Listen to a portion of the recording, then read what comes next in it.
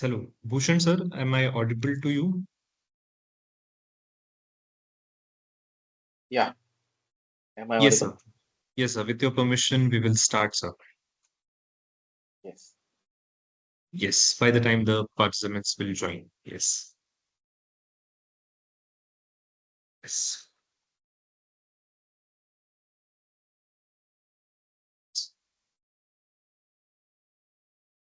Good afternoon, everyone. Welcome to the second session of the day. For the second session of the day, we are privileged to have with us Mr. Bhushan Raisinghani, sir, an esteemed expert in the field of structural engineering. Mr. Raisinghani, sir, brings a wealth of experience and in-depth knowledge, particularly in the domain of codal provisions and their practical applications in the design and analysis of tall buildings. His session, titled Codal Provisions for Design of Tall Buildings with reference to IS 16700 and Codal Revisions, will provide us with a comprehensive understanding of the key guidelines and requirements outlined in IS 16700. This code, specifically tailored for tall buildings, addresses critical aspects such as structural safety, serviceability, and resilience under extreme condition. Mr. Raisinghani sir will also discuss the recent and forthcoming revisions in related codes, shedding light on how these changes aim to improve the reliability and performance of high-rise structures. We are certain that this session will be an invaluable opportunity for all of us to strengthen our grasp of codal practices and stay updated with the latest developments in the field. I, I am honored to introduce to our guest speaker, Mr. Bhushan Raisinghani, sir. Mr. Bhushan, sir, is an experienced practicing structural engineer working as Assistant General Manager at Tata Consulting Engineers TCE, Mumbai. In his short experience of 15 years, he has been a part of large scale and landmark engineering projects in private sector in India. He has a diverse experience in various segments of refinery, power, industrial campus development, and residential buildings. He has also served as sector manager, earthquake, GSDMA, and assistant professor during his tenure. He has gained expertise in seismic design of building structures start from his career for establishments with high seismicity. Owing to his urge to grow and gain expertise in the seismic design, he pursued MTech by research in earthquake design, resistant design from Nirma University, Ahmedabad from 2012 to 2015 and completed BTech Civil Engineering in 2008 from the same university. He has published 10 research papers in international conferences and Scopus Index journals on performance based design of building structures. He is currently pursuing his PhD in structural health monitoring using vibration methods from VJTI, Mumbai. Sir is a proud founder of Seismic Karyashala, an online platform having an aim to spread awareness and uplift the structural engineering practices in the country. Started in the year 2020. He believes that continuous learning is necessary to perform and contribute to the profession and society with higher application standards. So we welcome you, sir, for today's session. We are delighted to have you today, and we are very much excited for today's session. I request Bhushan, sir, to address all the attendees and to go forward with the session. So I thank VCET College and Nikhil for coordinating this very fascinating STTP with title of Structural Resilience and also giving my detailed introduction. Yeah, so thank you for that. So I will begin with that word, structural resilience, because it has different meaning all over. Globally, it is in debate that whether we should use the word structural resilience in design or not, and what stage we consider structural resilience. Okay, so if we this word goes back to Institution of Structural Engineers in UK. So they have this ISTT UK division. They on their website they have defined structural resilience as the capability of the buildings or the structures to bounce back to its original state after a disaster. So how fast we can come back to our normal condition, that is what they describe as structural resilience, and that is dependent upon post-disaster recovery or earthquake or typhoon or whatever conditions you take or a blast. So resilience is related to how we bounce back to the original state, and sometimes we consider redundancy as resilience. So in one of the literature, it is mentioned that structural resilience is also part of the first strength that we provide. That this is much is the reserve strength in our structure that can withstand the higher effect under the non-linear action. So let's say if it is a hospital building where there is a base isolation or whether it is a tall building where there are dampers are installed. So all those are categorized under resilience, while in very regular buildings in which nothing additional is provided, structural resilience is taken as some part of the reserve strength that they have to withstand the earthquake forces or any other force that would lead them to be in the non-linear zone. So why I started with this word because or this definition because definition is the basis or the genesis. Okay, so from where it started, if you don't know, you will not be able to pick up from that point and lead further.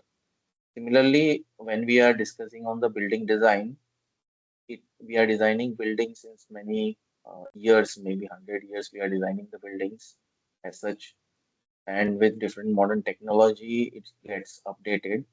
However, without understanding, just following the code makes the design not only not useful for the structural engineer, also what benefit we can provide to the society is also limited by limited understanding of the codal provisions. So many times I have seen that structural engineers submit a report saying that it is code compliant, and that's where our journey ends, and that is the full stop, and that is our scope of work. Whereas when we are looking at a facility, we call it as a product.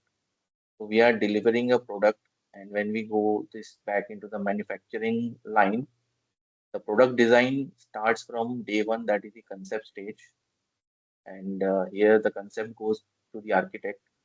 However, in tall buildings, uh, due to the help of Dr. Fazlur Rahman, it is not just about the architects in tall buildings. In concept stage, structure plus architect has to come on and to decide on the structural systems. All those things we will go through. So, how a structural engineer can benefit? Uh, that is very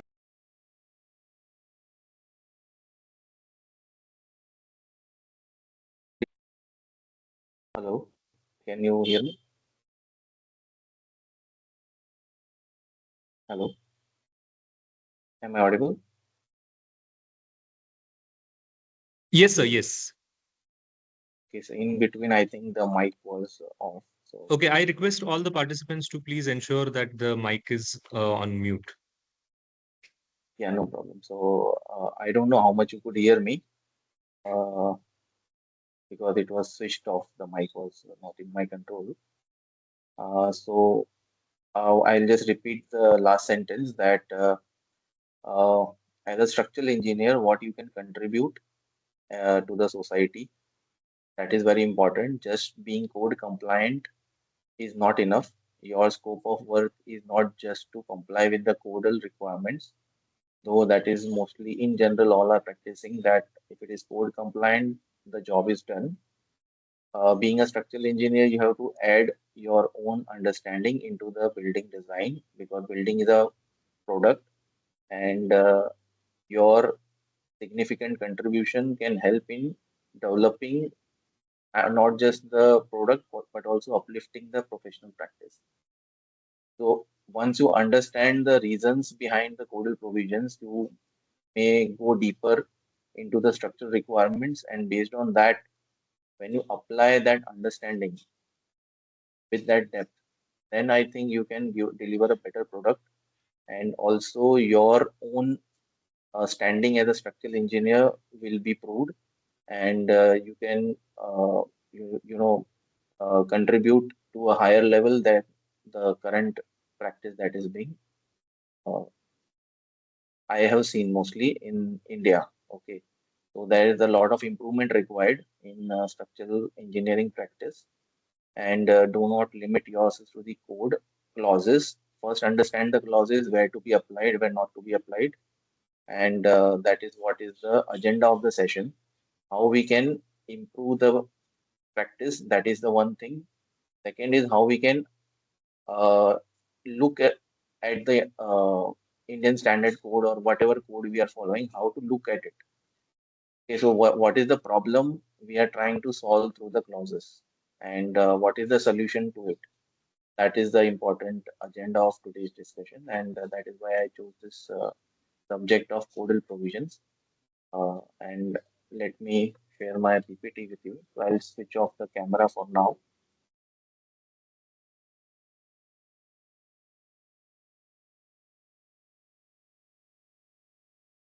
So is my screen visible to all? No, yes, sir, it is visible. Yeah, so this is the website Institution of Structural Engineers, iStructE. It is in UK. Okay, so resilience is often described as ability to bounce back after a disaster or mishap, and that is basically you can go through this website. It is very informative, and you can implement some of the role of structural resilience, how you can when it is required, how can you implement the concept of structural resilience. So this is very critical. If you read through it, role of structural adaptation, how you can contribute as structural engineer in structural resilience, you can go through this website. So beginning with IS 16700 and my presentation topic of today, that is the codal provisions for high-rise buildings. I have used the word high-rise for a specific reason. So high-rise and tall and super tall. Three words are that. We will look through that first. Okay.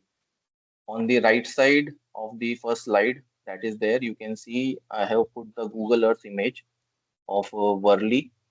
Okay.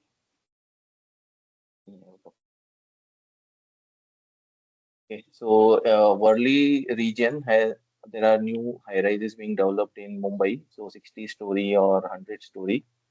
So you can see how the other buildings are looking with respect to the tall buildings that are there. So this building is also tall, or you can say high rise. So there are various definitions, what is called tall, what is called high rise. So that is what we will go through first. So it is clear that in what respect we call it as a high rise, or what we call it as a tall, or what we call as a super tall building. So moving forward, the question is why to discuss on the codal provisions. So that is what I had explained just a few minutes back. That genesis of the codal requirement is very important. Without that genesis, you will not be able to understand that what is it is basically asking you to do. Okay, just following is one thing. So you can blindly follow the code, or you can put a reason and then follow the code. So there is a difference between the two. So when we are discussing on the tall buildings or the high-rise buildings, what is the differentiator in these buildings? Why they are given some special attention to tall buildings or high-rise buildings? So we have some special requirements. One is the basements, that is having criticality of high. I have divided the requirement with respect to the criticality. Then there is upper podium, which has a medium criticality, because in most of the buildings now podiums are there. Refuge floors are there. Now at every eighth floor, there should be a refuge floor. That is the requirement of the municipal corporation. So these refuge floors, if they are of the lower height, then it can create some weak story, and that has to be specially considered in the design. Then aspect ratio is very high, very critical, because aspect ratio will decide whether even a 10-story building or a 5-story building, even a 2-story building also can become dynamically unstable or critical in dynamic nature, and can be treated as a tall building if it is very sleek. So aspect ratio is very critical. Uh, Height is very important part in tall buildings because with respect to the height, the higher modes come into the picture, and they have to be handled in a separate category, as we will see. Then structural dynamics, the requirement increases. You need to uh, have means understanding of multi-degree of freedom that is there. But again, you should have understanding in terms of the if you are using a damper. So spatial addition of uh, this stiffness and damping comes into the matrices, and that you should be able to handle because that is very critical in design. Just depending on the software will not give you the result if you are not having good grip on the structural dynamics, how those matrices are going to affect you. You may be misleaded by the software. So you have to be very thorough in understanding that how dampers are working, especially tune mass damper or viscous damper, or there are many different type of dampers that are available. And in Mumbai also, they are trying to evaluate that how to use the dampers in the buildings that are more than 40 stories, and that will benefit the not just the builder, but also it will add a factor that as the dampers are now relatively cheaper and people are able to take up the maintenance cost, they can implement a resilience factor into the high-rise building. So this will add a resilience factor to your building, and mostly you should be able to reuse the building without much of a damage.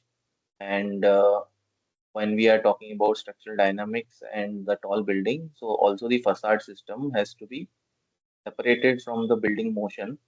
Otherwise, the let's say there are two types of facade. One facade is being part of the structural system that will act and give resistance to the lateral forces. You have to design accordingly. If it is not part of the lateral load resisting, it is not taking part in that, you have to separate it from the main building. So that is how we will see a case study of Type A 101 building. Now, seismic risk and vulnerability, seismic design requirements uh, for any high rise or the tall buildings remain the same. Criteria remain the same. How you are going to solve the problem is very important in that particular uh, vicinity. So it is a high seismic zone like in Delhi or in Bhuj, or let's say in Mumbai. So there is a different level of seismicity, different type of solution can be available, and how you can create a better building with respect to the time, cost, and efficiency of the material that you are using. So very important part that structural engineer adds is the how much material consumption is there. So that is very important. Now, for some people don't understand the criticality and give lesser material. Okay, so that is the sizes are less or whatever the deficiency is there. And some people provide the adequate. So what is adequately to be provided? And we don't have to be in pressure of the builder or the architect that BOQ has been finalized and we have to be under this BOQ and we cannot do anything. That should not be the criteria. That is why, because of this problem, the codal provisions in IS 1893 were revised in 2016 so that torsional irregularity or section modifiers all have been included just because people were not able to convince the builder or the architect that the current BOQ that they have proposed is not enough to suffice the need of the building. So that is very critical how you are going to justify your design. That is what very important part. So not just the codal provision should speak for it, even the structural engineer should speak for it, that what is to be done for a building. And if the aspect ratio is not good, or irregularity is there, or disproportionate mass is there, you should be upfront about it. And people budge out because they say that we will not get a second project, so we will not be able to. So they give away in those circumstances. So better to have our own understanding, and just depending on the codal provisions is not enough. So dynamic wind actions are very important for tall buildings.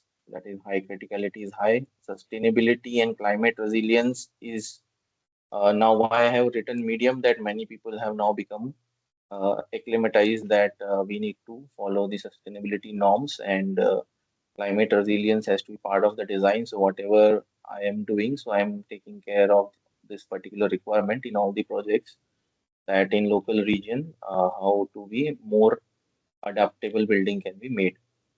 Okay, so you can also have some grip on these aspects, and you can contribute as much as possible in all these scenarios.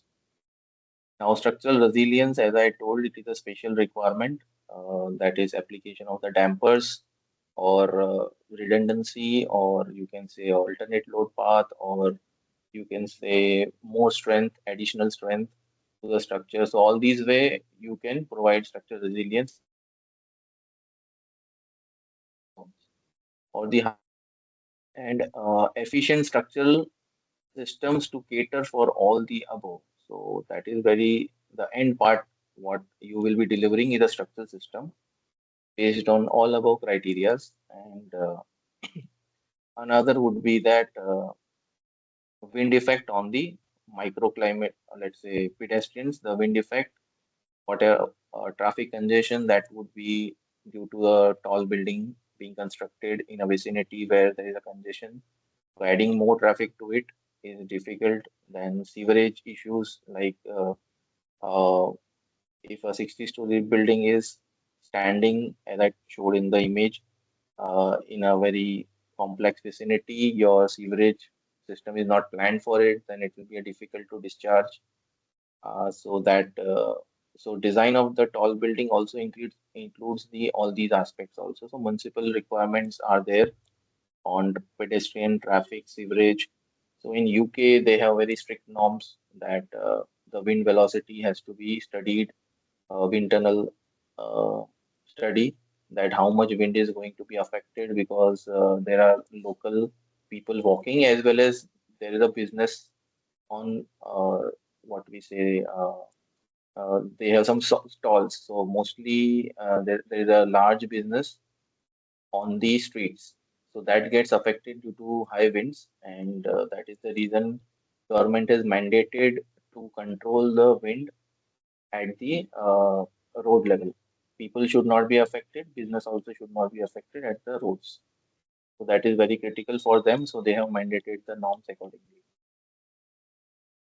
Microclimate conditions and environment issues, which are these are not really structural. These are non-structural, but they play a very major role into the in final design approvals for these type of projects. So that's why it is very high category, because you can design the structure, but if it gets not approved in the municipal authorities, your efforts will be waste. So these aspects make the high rise or the tall buildings very special in consideration as compared to your buildings that are up to 7 story. So now we go towards the definition of high rise. Now three terms you see in front of you, that is low rise, high rise, tall, and super tall. So what is the category of low rise, high rise, tall, and super tall? As for the structural engineers, we have only two codes. That is IS 1893 2016, in which the height limit is up to 50 meters, and 16700, which is from 50 meters to 250 meters. Okay. So is these two criteria enough to define low rise, high rise, tall or super tall. Okay, so for structural design, we will use any of the two depending upon that height. However, in the municipal norms or in the norms for considering it to be tall, we will go through various definitions that are available. So as per Bombay Municipal Corporation and Thane Municipal Corporation, any building which is more than 32 meter in height or more than 9 or 10 story is considered as a high-rise building. And if you see the below one in September 2024, there will be a change in the development norms, and they will categorize 24 meter to 33 meter height as mid-rise buildings, that is 9-story plus, and 33 to 250-meter height as high-story buildings, that is from 10 stories to 80 stories. They will now define it. The reason behind this step was that for high-rise buildings, which are which were categorized as more than 10 story, okay, all buildings have to be approved by high-rise committee, and high-rise committee sits only every 3 months in a year. So approvals were getting a problem. So to expedite that approval process, they have now uh, divided it into two types, mid-rise and high-rise. So high-rise committee will cater only for high, let's say height more than 150 story. Then only the high-rise committee will come into picture. So what building we are doing right now is a 100-meter height building, but we don't require high-rise committee approval for that. Okay, so it is a 31 story plus 3 basement plus 1 podium. So that does not require a high-rise committee approval.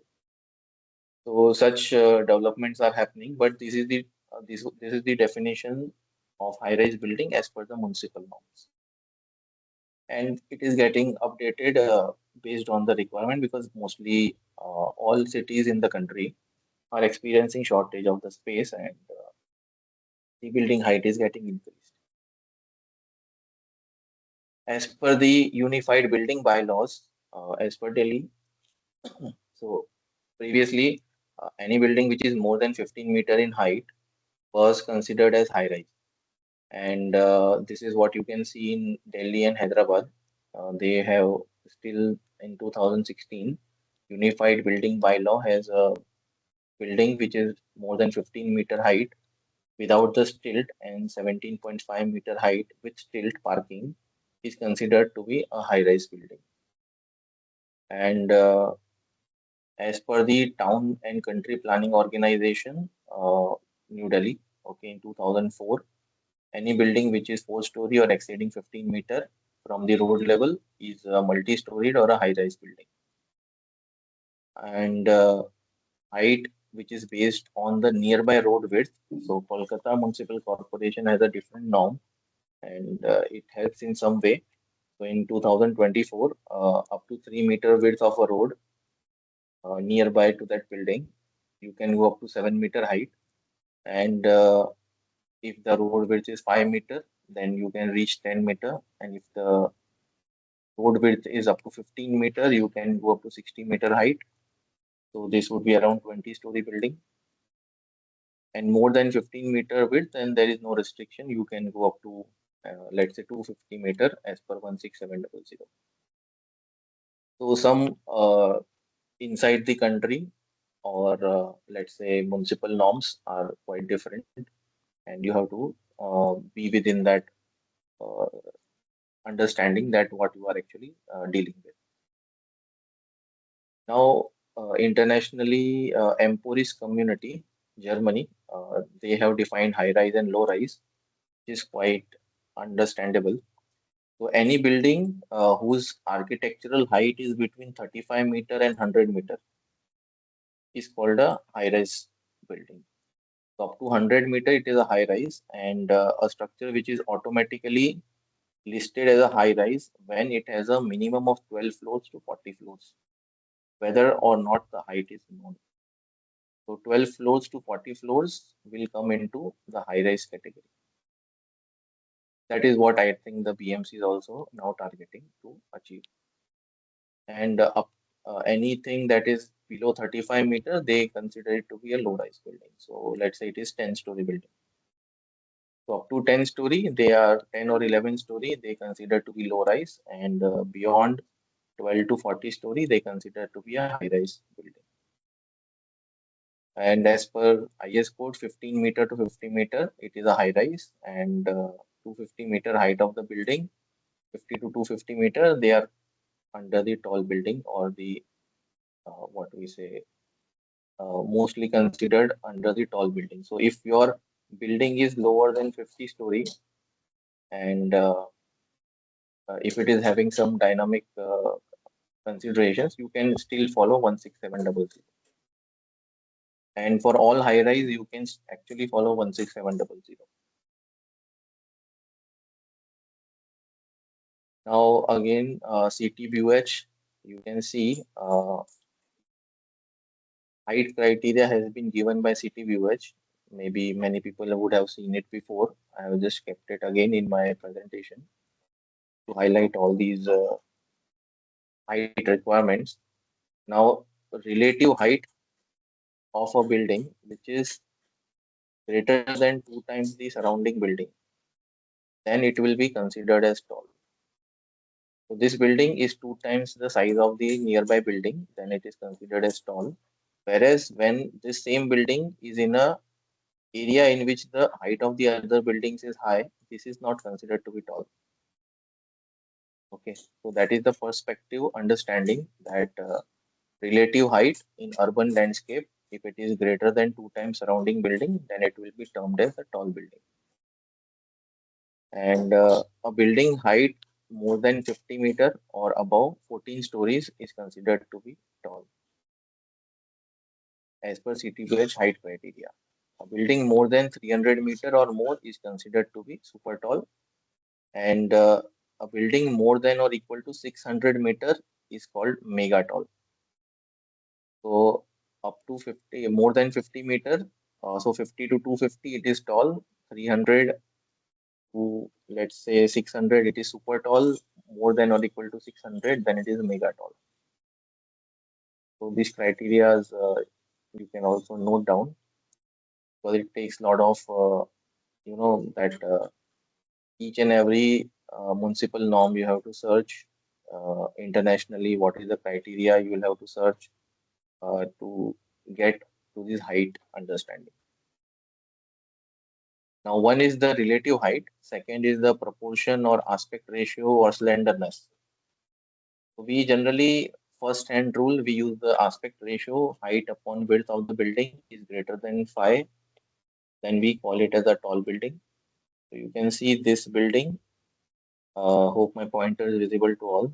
This building is sleek and aspect ratio is high, that's why it is tall. This side building is not tall because the aspect ratio is low. So do we have to consider the dynamic effects or not? That depends on your structural or what we can say the first principle is the aspect ratio, plan size and the elevation. And again, this all is that is the first level information. Once you model the structure and if the structure is very, very rigid and it is not undergoing any dynamic action, then you don't have to follow, consider it to be a tall building. So this is the first level based on aspect ratio. Now, tall building, what are the types of tall buildings that you will see? Single function tall building, that is 85% of its total height dedicated for a single use. Like it is a office building or let's say residential building or some specific purpose, which is a single use, should be more than 85%. Then it is called a single function tall building. Mixed use, like multiple functions, and those multiple functions should be occupying more than 15% of the height. Like there are three functions, so all three functions should be around about 15%. Then we call it as a mixed use tall building. And co-joined, that is, at, let's say there is another building nearby to this building. So if we join it, So more than 50% of the height of the two buildings if are connected to each other. If I can draw it.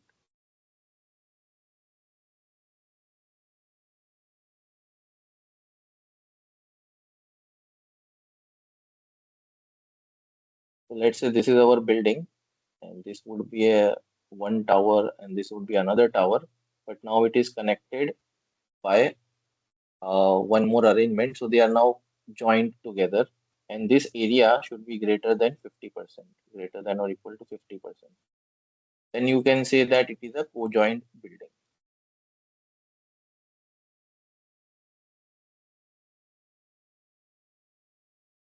Now, architectural connect, in this, the buildings will be joined with each other, but they will not be connected uh, more than 50%. So the connection will be less than 50%. That is Sky Bridge at the top, like Marina Bay Sands. You can see three buildings are connected at the top, and one of the buildings that we are undergoing, two buildings are connected with a Sky Bridge.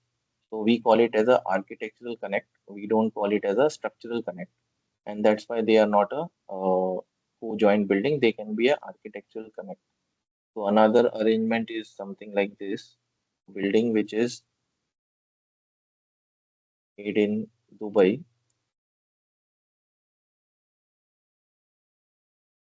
They have made it in something this manner.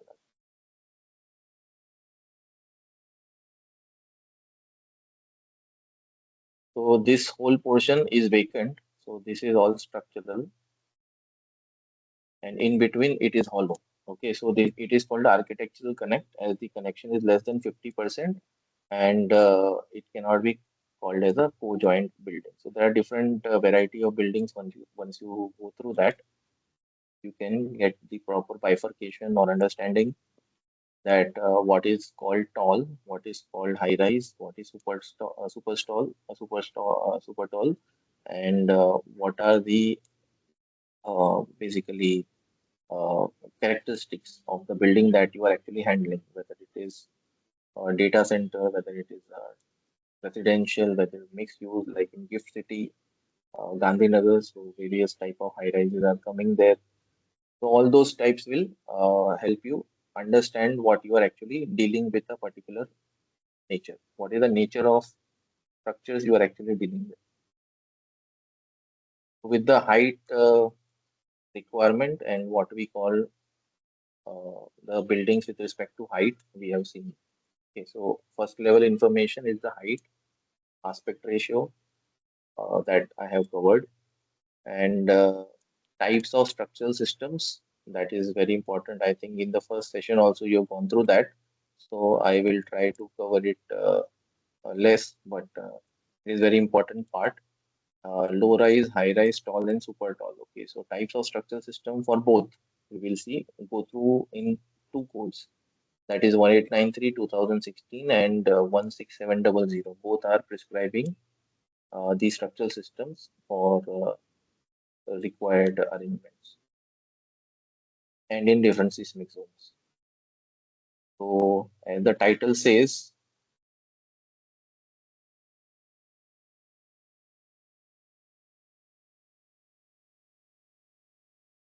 so let's understand the understanding, because without that we will not be able to reach our target of designing a efficient building. So now we go back to some stages. Now structural systems are prescribed in the code, but nobody has or not many have taken the pain to go through the developments which led to the prescription in the code. So when did the requirement of tall buildings come into picture? That is the first important part, that how it got developed. Okay. So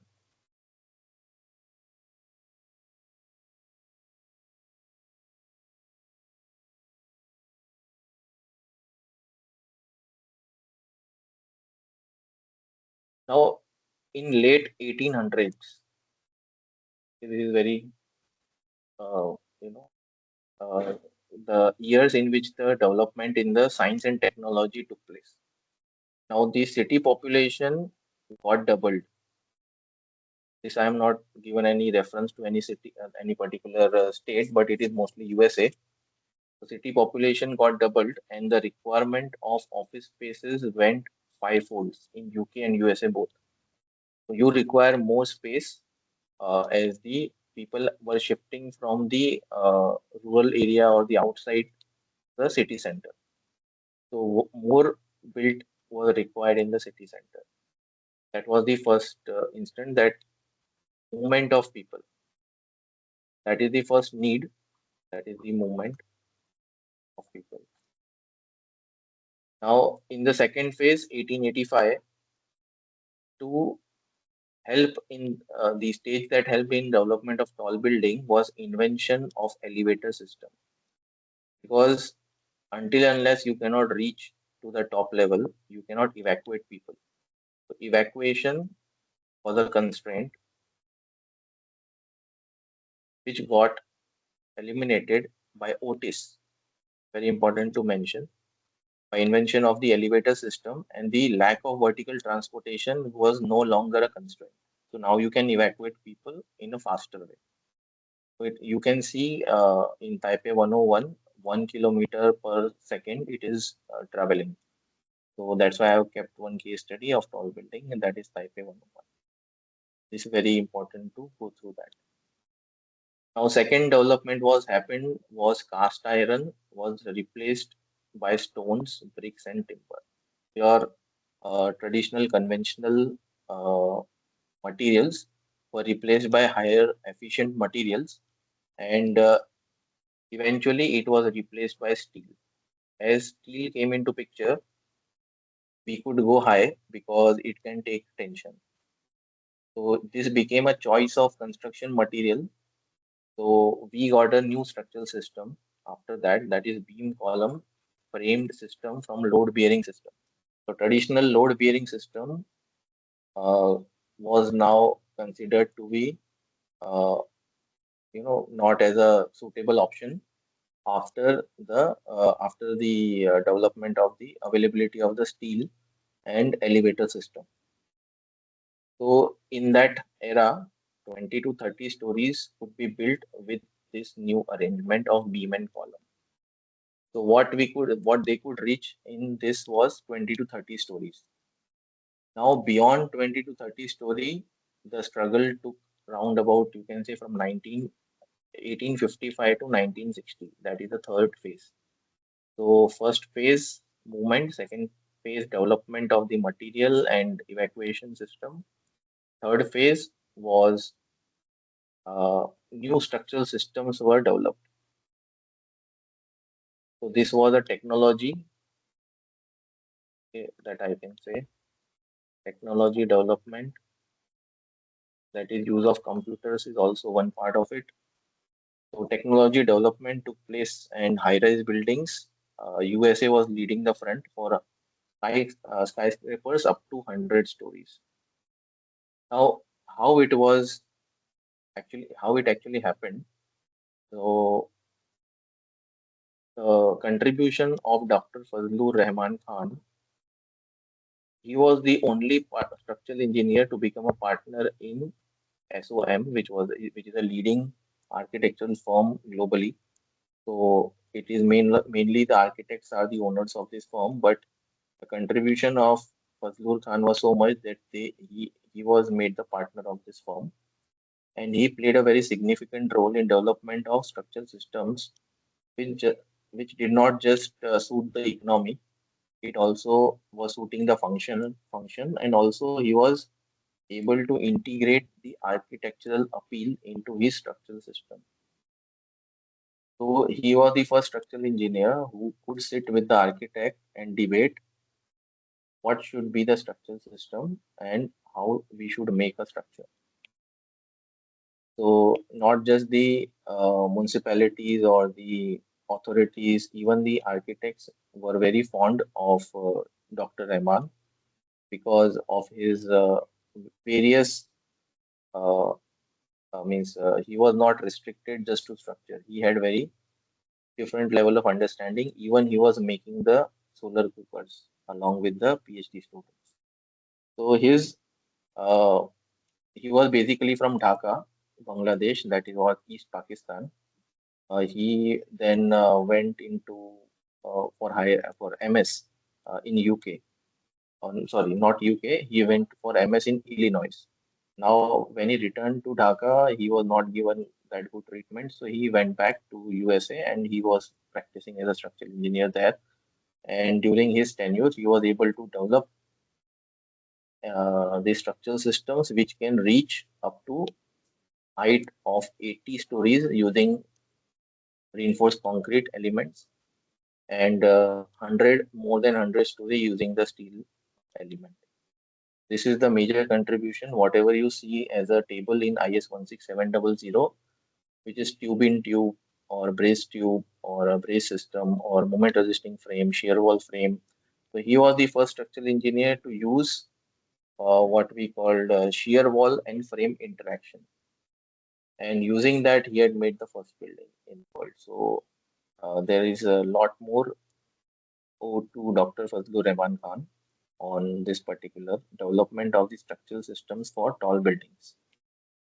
So these were the three phases in which the tall buildings got impetus in USA, and all those developments are now helping us also to take it further. So this is some graphs and systems which were developed by Fazlur Khan. Now he developed a graph. Okay, so very what our business team does is they create a graph of revenue and so this is what was developed by Fazlur Khan, that what premium with respect to height you have to pay as a developer with respect to height. So number of stories are from 10 story up to 100 story. Okay.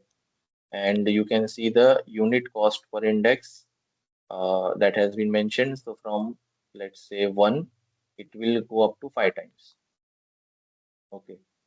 So this was some realistic structure exposed to wind and earthquake. Effect of lateral loads he included, and he gave a price for this, that this will be the general premium that a builder has to pay. So this led to the development further, because how we can control this cost, that is very important.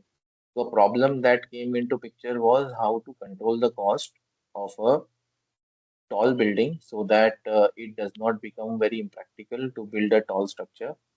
How we can do this? So year on year, he lived up to the age of 52. He died in the age of 52, but by that time he had developed all the structural system. So this is what you can say a moment resisting frame. This is a braced frame. Now this is a outrigger. This is the outrigger with belt truss. Then this is a framed tube with you can say it is a diagonal trusses. Okay, that you can see along the height of the building. Okay, this is there. Then tube in tube is his only baby, tube in tube system. Then there is a bundled tube. So all these systems were developed by Fazlur Khan himself.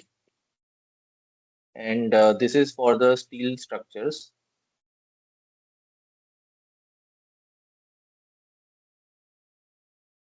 So this is for the steel buildings, and this is for the RCC buildings.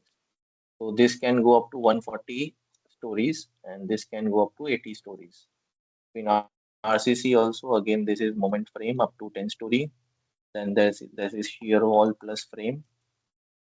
Then there is a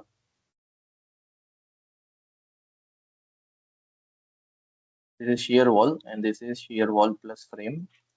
And this is last you can see is a framed tube in tube in RCC.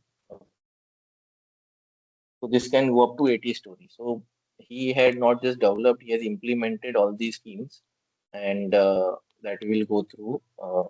I think I have mentioned it below. Yeah. So from the revenue, what payment builder has to pay or what cost is there to develop a high-rise building, the solution were derived by him. And 38-story Brunswick building design included the interaction between the frame and shear wall. So it reduced the shortening of the column during extreme cold temperature. So now in cold temperature, there is a differential settlement of the columns, and by connection with the shear wall, these differential settlements were also catered along with the lateral resistance. So this interaction of shear wall and the frame gave two advantages, that is the lateral resistance as well as columns were not able to have a differential settlement. That is very significant contribution for 38-story building. Now 52-story one shell plaza building design, first ever composite bundle tube was used. So he used composite bundle tube in 52-story one shell plaza, and this was the first building with bundle tubes. So it took a lot of time to reach to all these understanding that when it did start, okay, all tall buildings, from where it start, why it start, how it is defined, how it is categorized, what types are available, and what is our responsibility to take it further. So that is the reason I'm trying to highlight, because I think you should be implementing these ideas that a small problem can be solved in many ways, in many different circumstances, and a delta contribution is enough for it. The combination of the shear wall with frame for building up to 40 to 50 story without height premium was possible. Now shear wall and frame interaction was able to make buildings up to 50 story, and they don't have to pay high premium for it. So this, you can say, a very significant contribution, that you don't have to pay extra, that you can see this is a parabolic graph of this thing, right? So this is full parabolic curve, and if you can control this curve, then it becomes more practical, more reasonable for people to adopt to it. So this solution led to more use of shear walls, and we can go even higher. So today we are using shear walls, but how it got developed is very, a very interesting phenomenon. Now 100-story building also was made by him, John Hancock Center Design, first ever braced tube system to control the shear lag in columns due to wind. Now, what led to this development? That is important. What is a shear lag to the columns? Is so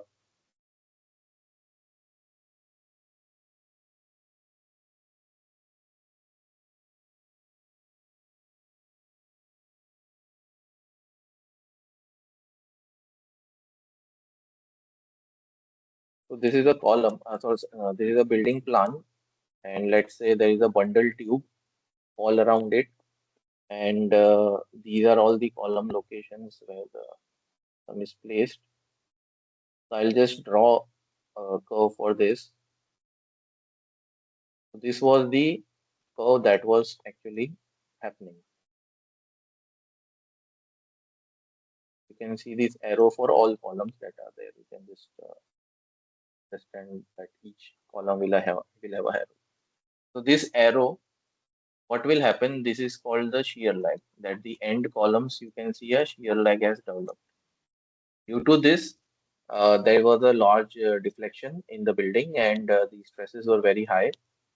Now, by application of this truss, you can see what I okay.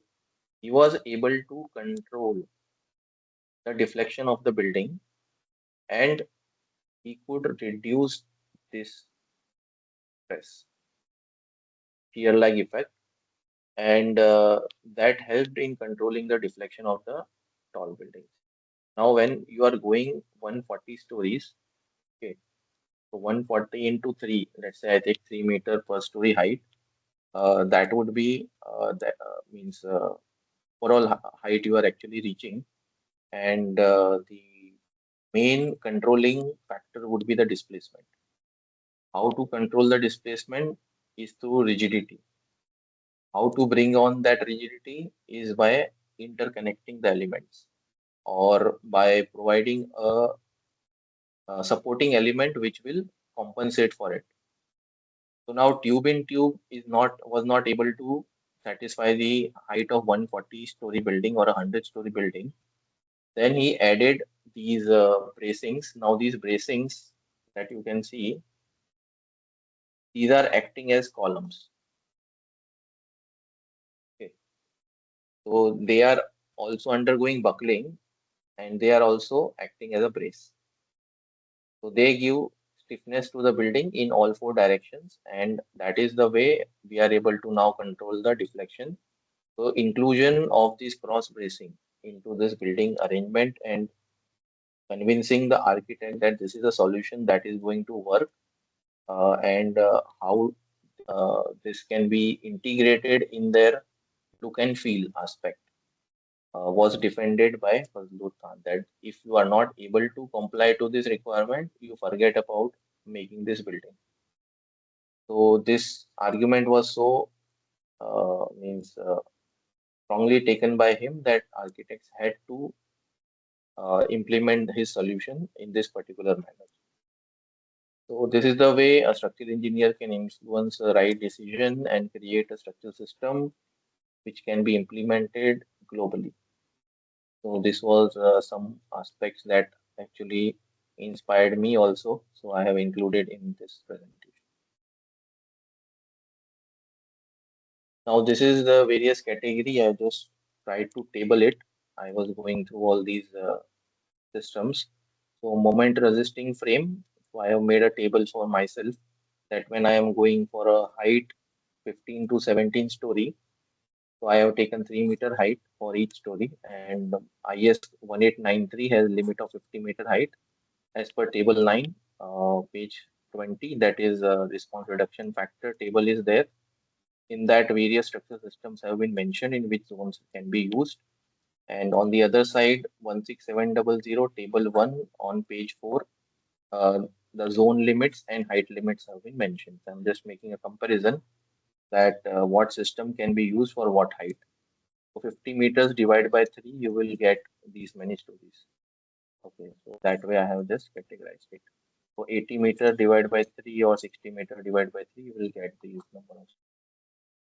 Now, if there is a ordinary moment resisting frame, and if it is seismic zone 2 with 0.1 G, okay, then you can make up to 15 to 17 uh, floors, okay, with ordinary moment resisting frame in zone 2 as per the IS 1893 table, but you cannot make as per IS 16700. Okay, so it is not possible to use it in this particular category. For special moment resisting frames, we can use in zone 3, 4, 5. However, we can use in zone 2 and 3 only in 16700, that is as per tall building. And the number of floors can be from, let's say, zone 2, it is 28 story, and zone 3, it is 20 story. So up to that height, we can use the ordinary moment resisting frames. So this is what we can say the era of 1855, where they were able to make moment resisting frames, beam columns, and reach up to 20-story height, okay, 20-story buildings. Now 50-meter, again the structural wall system. Here it is zone 2. It is okay to use, and not okay to use ordinary shear walls. You cannot use in tall buildings, or you can say high-rise buildings. So any building which is 50 to 150 or 250 or higher, you cannot use a ordinary shear wall. However, in as per IS 1893 up to 50-meter height, you can use it in zone 2. However, it looks quite impractical to be able to use it because the deflections are higher, so we may not be able to use it for high-rise buildings. But As per the code, it is allowed. So ductile structural wall you can use in zone 3, 4, 5. However, this ductile structural wall has a limitation in this particular uh, heights in zone 5 up to 120 meter. You can use it. That is ductile walls with the frames, and uh,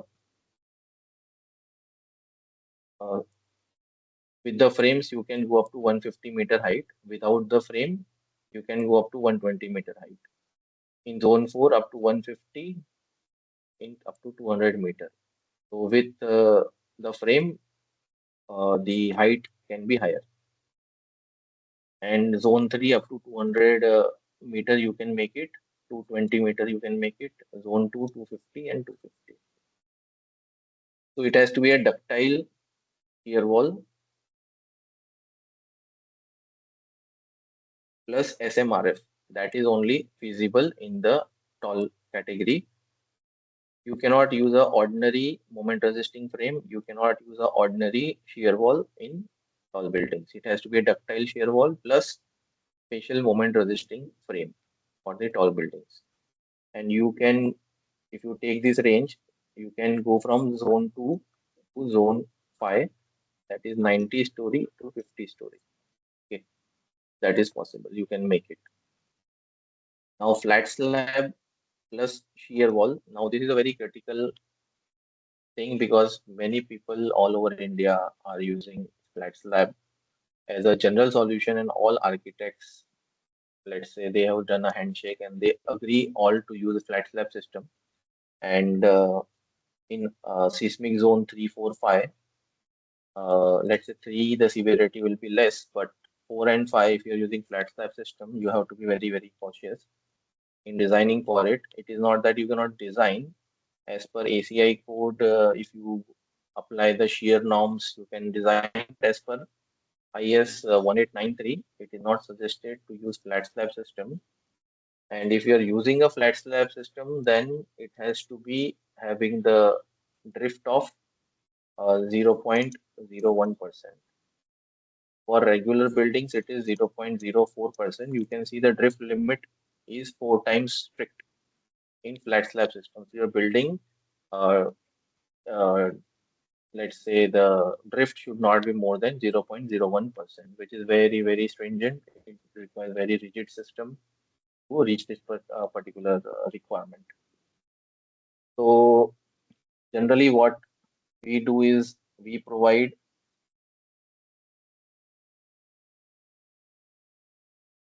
very strong core.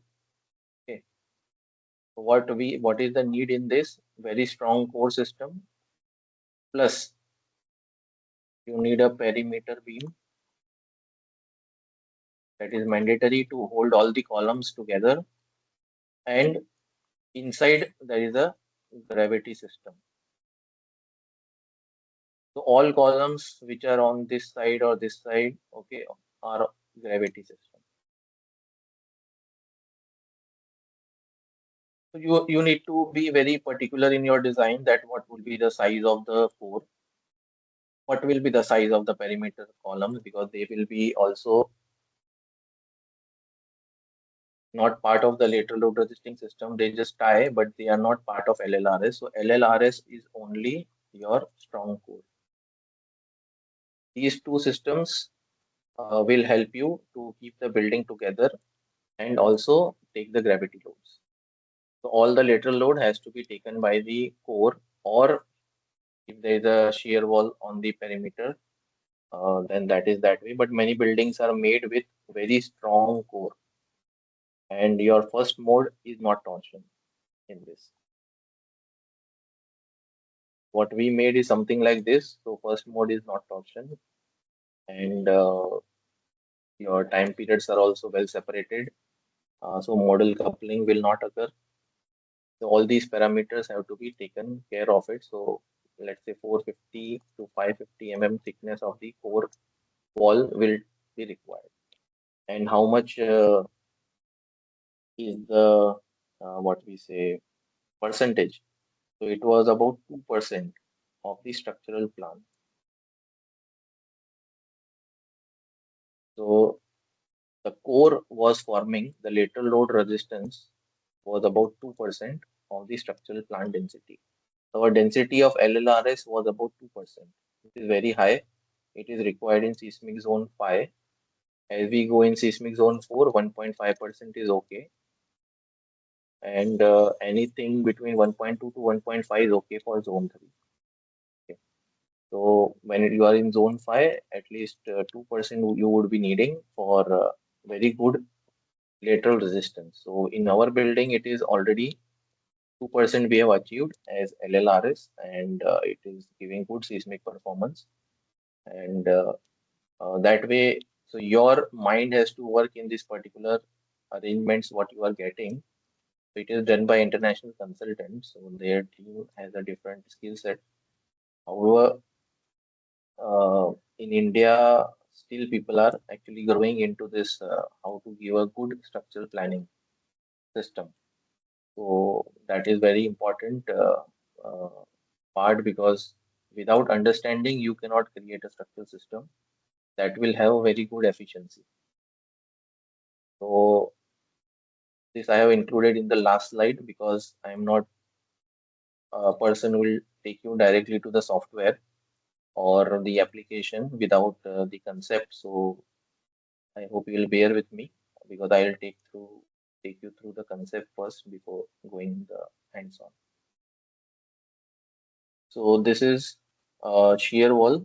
So this is flat slab system, which is not suitable in high seismic zones. But even if you want to use it, you will have to use up to this particular drift limit.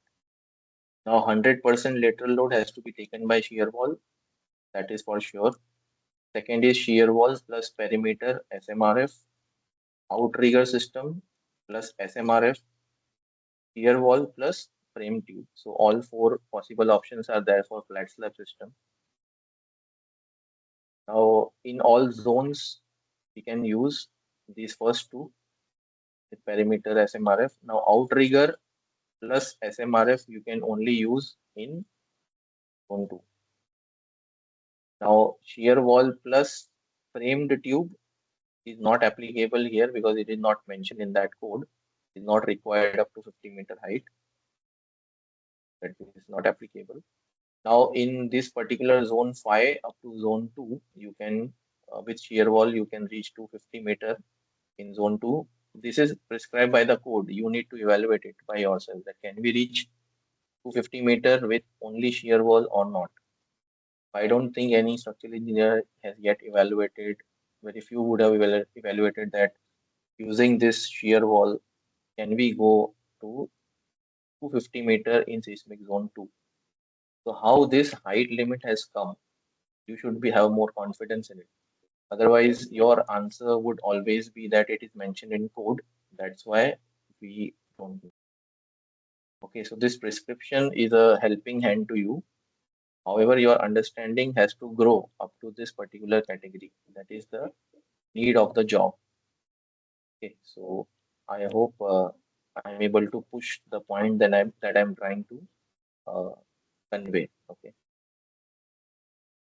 Now in zone 3, you can go up to 200-meter in this perimeter frame 220 and frame up to 250. Now these all heights have been mentioned in that table. So with shear wall, you can go from 40 story to 60 story from seismic zone 2 to 5. Now with shear wall plus perimeter, you can go from 90 up to 50 story in seismic zone 2 to 5. And shear wall plus framed outrigger, you can reach 60 to 90 stories from zone 2 to 5. I think it is reverse, 90 to 60. This is zone 5 to 2. So this category, this table I have just prepared for my understanding. And you can also develop such different routines for your, let's say, uh, application standard. So your application standard has to increase to the not just the job requirement, but the professional practice as well. Now the next part from the structural systems, the development, the reasons and categorization in our code that we have gone through that, requirement of rigidity, requirement of stiffness, requirement of your flexibility in the earthquake, and we say gravity requirement, gravity loading requirement, as it is a 100-story, so very heavy gravity loads are there, and so those considerations have to be included in your structural system. So next part is table 2. Table 1 we went through of IS 16700. This is table 2 that is having the slenderness ratio. Now, what is allowed in seismic zone 5 moment and seismic zone 5 and 4 moment frame is not allowed. So you cannot use a moment column beam system. Well distributed structural wall up to slenderness ratio of 8. So your height upon minimum dimension, that is the width, should be limited up to 8, not more than that. Okay. And again in zone 4 it is 8, 3 also 8, and zone 2 you can go up to 9. Okay. Now structural wall plus moment frame, again the same requirement, also is mix zones 8 or 9. Now how we can go higher is structural wall plus perimeter frame. If this is the system, then you can go in the aspect ratio one more higher in seismic zone 3, 4, and 5. Okay. Zone 2, you can go up to slenderness ratio of 10. Now, structural wall plus framed tube. So, wall plus frame, perimeter frame. This is structural wall plus framed tube system. I think you would have gone through that in first session, so I'm not again drawing that what is a frame tube and what is the even structural arrangement. Okay. You can later ask me after the session if you are not clear with it. So now we can even go higher with respect to this. It should be less than or equal to 9 in seismic zone 4, 5 and 10 in seismic zone 3, 2. So as the stiffness or rigidity is increasing, we are able to reach higher slenderness limits. That is the bottom line. Your rigidity is the only reason you are able to reach higher height. Interconnection rigidity is very important in design of the structural system, which has been termed in ACI. If you refer the code of ACI, which is very nicely explaining you, it will take you to the technical journey, how the code is code mandates people to understand on the फिर technical. बोल के मतलब ही नहीं, ओवरसेफ है तो ओवरसेफ है, उसको वो यूज करना है तो कुछ बोलेगा नहीं, वो यूज करेगा वो। मैं चेक कर रहा था क्यों नहीं। Okay, so somebody's mic is on, they can switch off the mic. So as per ACI 318, there is a requirement of integrity.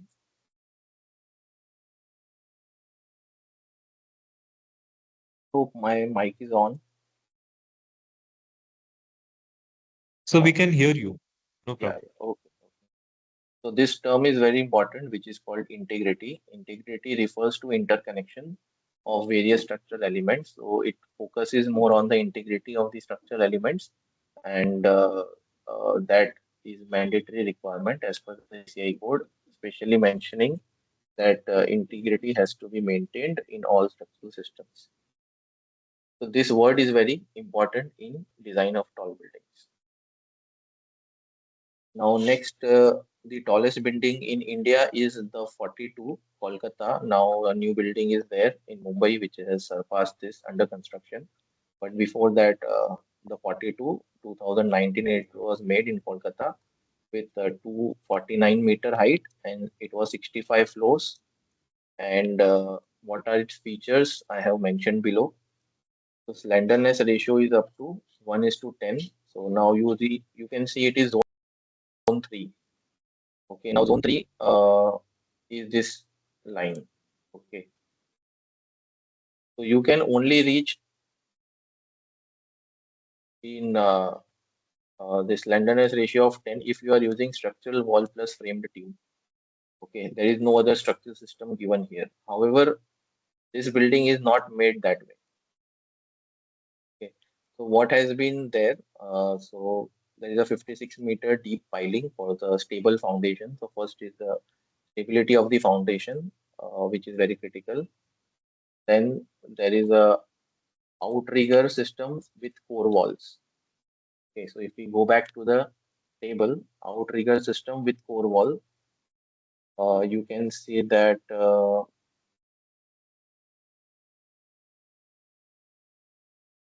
I think it has not been mentioned here in that list, but it is using the outriggers with the core wall system. So wall plus the outrigger. Outrigger is taking that gravity and interconnection with the columns. So that way it is able to take the lateral loads. The deflection is controlled, and floor height is 4.2 meter. It is a flat slab system, and it has been given a resilience factor. And it is having a sloshing damper at the top of the building. So whatever the water tank is provided on top, they are using as a damper to reduce the wind and earthquake effects. So many buildings are now using the tanks at the top. However, some have different reasons to not take it or depend upon a water tank. So if the tank gets damaged or something happens or some issue happens, then something is means negative can take place, but that is very rare circumstances. So people are using actually now dampers as a braced dampers. That is acting as a brace in your frame. So many dampers are available. So they are viscous dampers is mostly used in most of the circumstances because it is easy to maintain also and easy to model and check the results. It is easier for that. So a resilience factor is added, and this has to be taken care throughout the life of the building. That sloshing effect is available. This damping is available to the building. Now in 2020, there is a cyclone Amphan, which it was able to take it very handsomely. So we can say that the system provided for 65 floors up to 249-meter height using the outrigger system with core walls, flat slab system is good enough for the cyclone. Yet earthquake has not come, so we cannot say much on that. But uh, we will look at another building in which both are very critical. So this is highlighting the slenderness ratio with respect to this table. You cannot see a structural system with slender.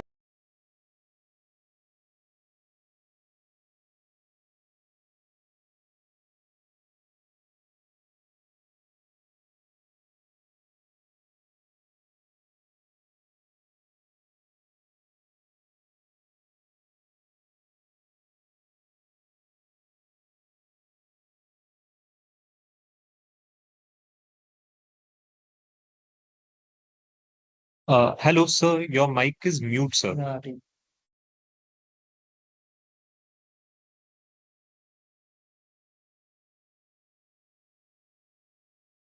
Hello.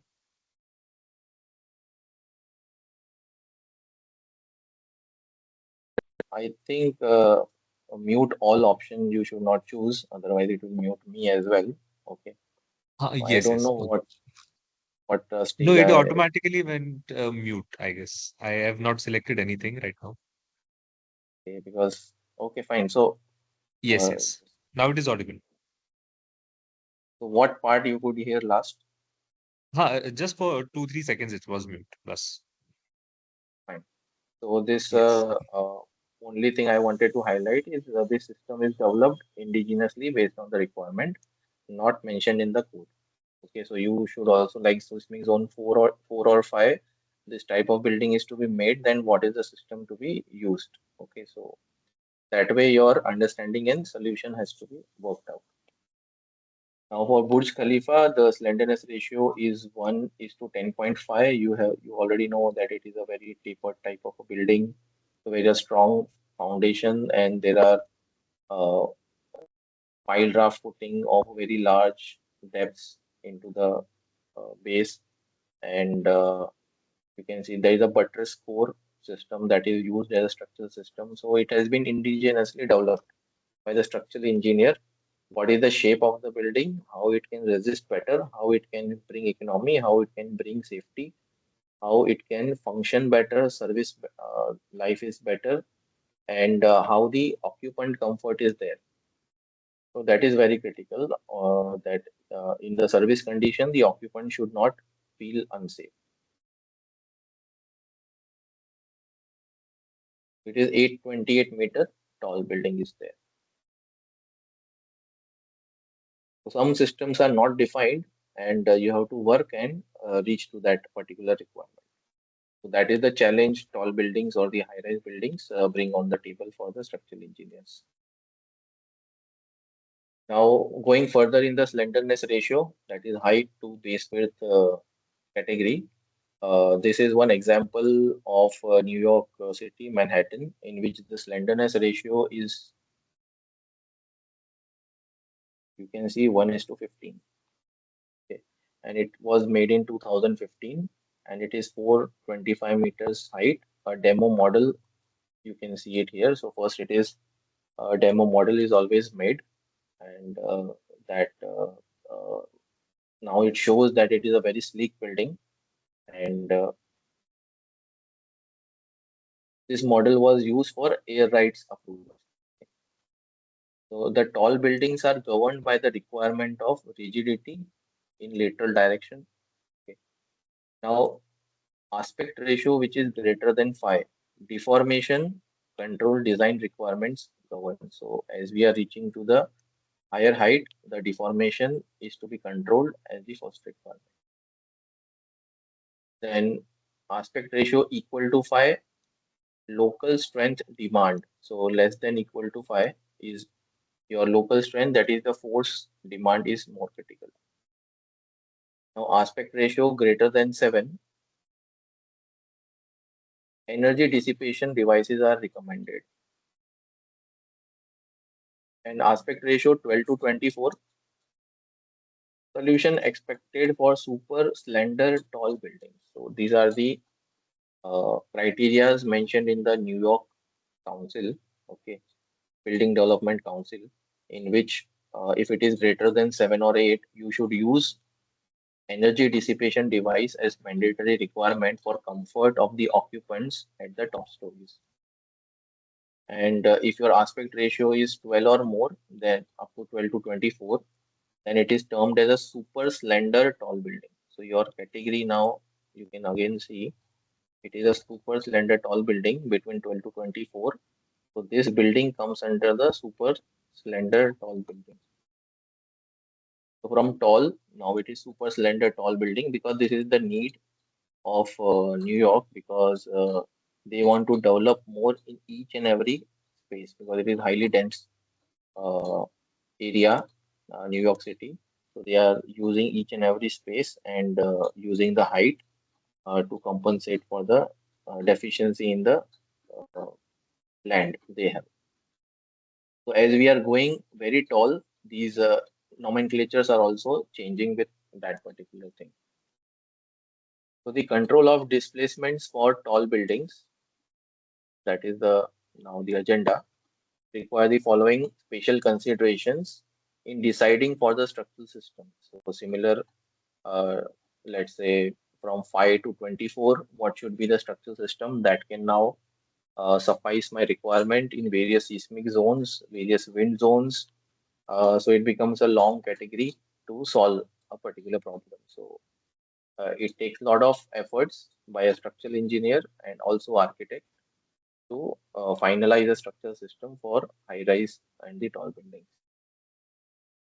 Now there is a outrigger, belt truss system, diagrid system is there, braced tube, braced force system is there, bundled tube system, and finally the dampers can be used. So this is what we have gone through, and these are very sought after, means let's say standardized solutions that they are using for a building which is more than, let's say, 100 story, or more than 150 meters. Anything more than 150 to 250 meters, they call it as a tall building.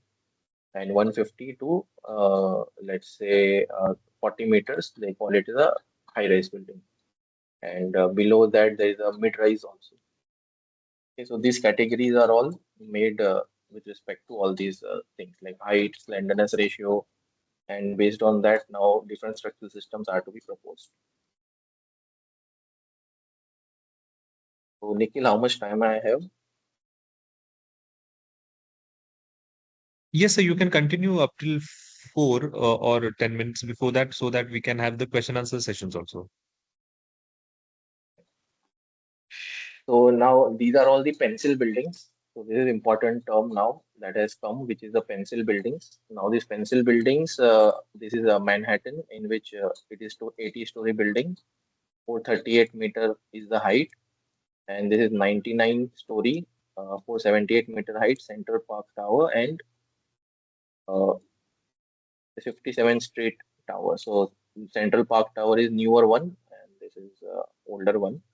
So you can see all comparatively the height of all these buildings are very different. However, between this and this, the difference has come that it is looking like a pencil standing on the ground. So this is the new type of arrangement that has been sought after. And for pencil buildings, it is suggested that your rectangular plan gives a better solution. However, what happens in a rectangular plan when the wind force comes? Okay, these eddies, okay, they create a vortex shedding, and due to this vortex shedding you get a pulse in the transverse direction. So wind is acting along direction, but you get a pulse. So this is a pulse alongside, this is a pulse on the other side. So when you are dealing with a square shaped building, there is a chance to have a crosswind action as compared to the other building. Okay, so mostly for this type of arrangement, square buildings are proposed for pencil arrangement. So this building has H by B ratio 15 to 23. This is having 15, and previous was having 15. This is having 20. This is having 23, I think. Hold on. So super slender buildings are in the category 15 to 23 of the slenderness ratio. Now this is Central Park Tower. Slenderness ratio is 1:23. 1.5 meter thick concrete core is there. Composite base stories are there. 1.2 meter thick roof is provided, and on that roof, two TMDs at the top are suspended. So tune mass damper is used to reach for this super slender building with 1.5 meter thick concrete core. Now below images of the Hong Kong, okay, China, in which first super slender building was made in the year, let's say, I have not mentioned the year, but it was far before these buildings were made in the Manhattan. Okay, so High Cliff Tower, which is 70-story building, 252-meter height, and you can see the difference is 70 and 99. Still, both are super slender buildings, and it was having a slenderness ratio of 1:20. Okay, the first building with 1:20 ratio was made. This is that building in Hong Kong. Now, high cliff feature, it is 1:20. Wind damper is at the top, TMD, just like Taipei. It is a all concrete building. Nothing is because it is up to 70. So what Fazlur Khan had mentioned, up to 80 stories we can make out of RCC. You can clearly see the example that all concrete building. It is a residential building which is made of all concrete, and it can take 100 miles per hour typhoon in the design it is considered. All these examples should excite you to understand the intricacies and what solution is demanded for each type of the problem. So based on all these understandings, this code clause has to be referred. Okay, so you should have a good background. I will not spend much time on this because all would have gone through the codal provisions. I will take you through some important one only. So what minimum prescriptions code give you is structural systems that we have seen. Height limit aspect ratio, we have seen more than 5 as per IS 16700 aspect ratio. it is termed to be tall. However, as per New York, it is more than 8. It is termed to be tall, and based on the height constraints, you have to select your particular code and requirement of the structural system. Time period formula we will see lateral drift limits h by 250 for earthquake, h by 500 for story drift in wind, and capital H by 500, that is total height by 500 for total building uh, displacement. So lateral drifts are prescribed by both the codes. Foundation systems are very critical.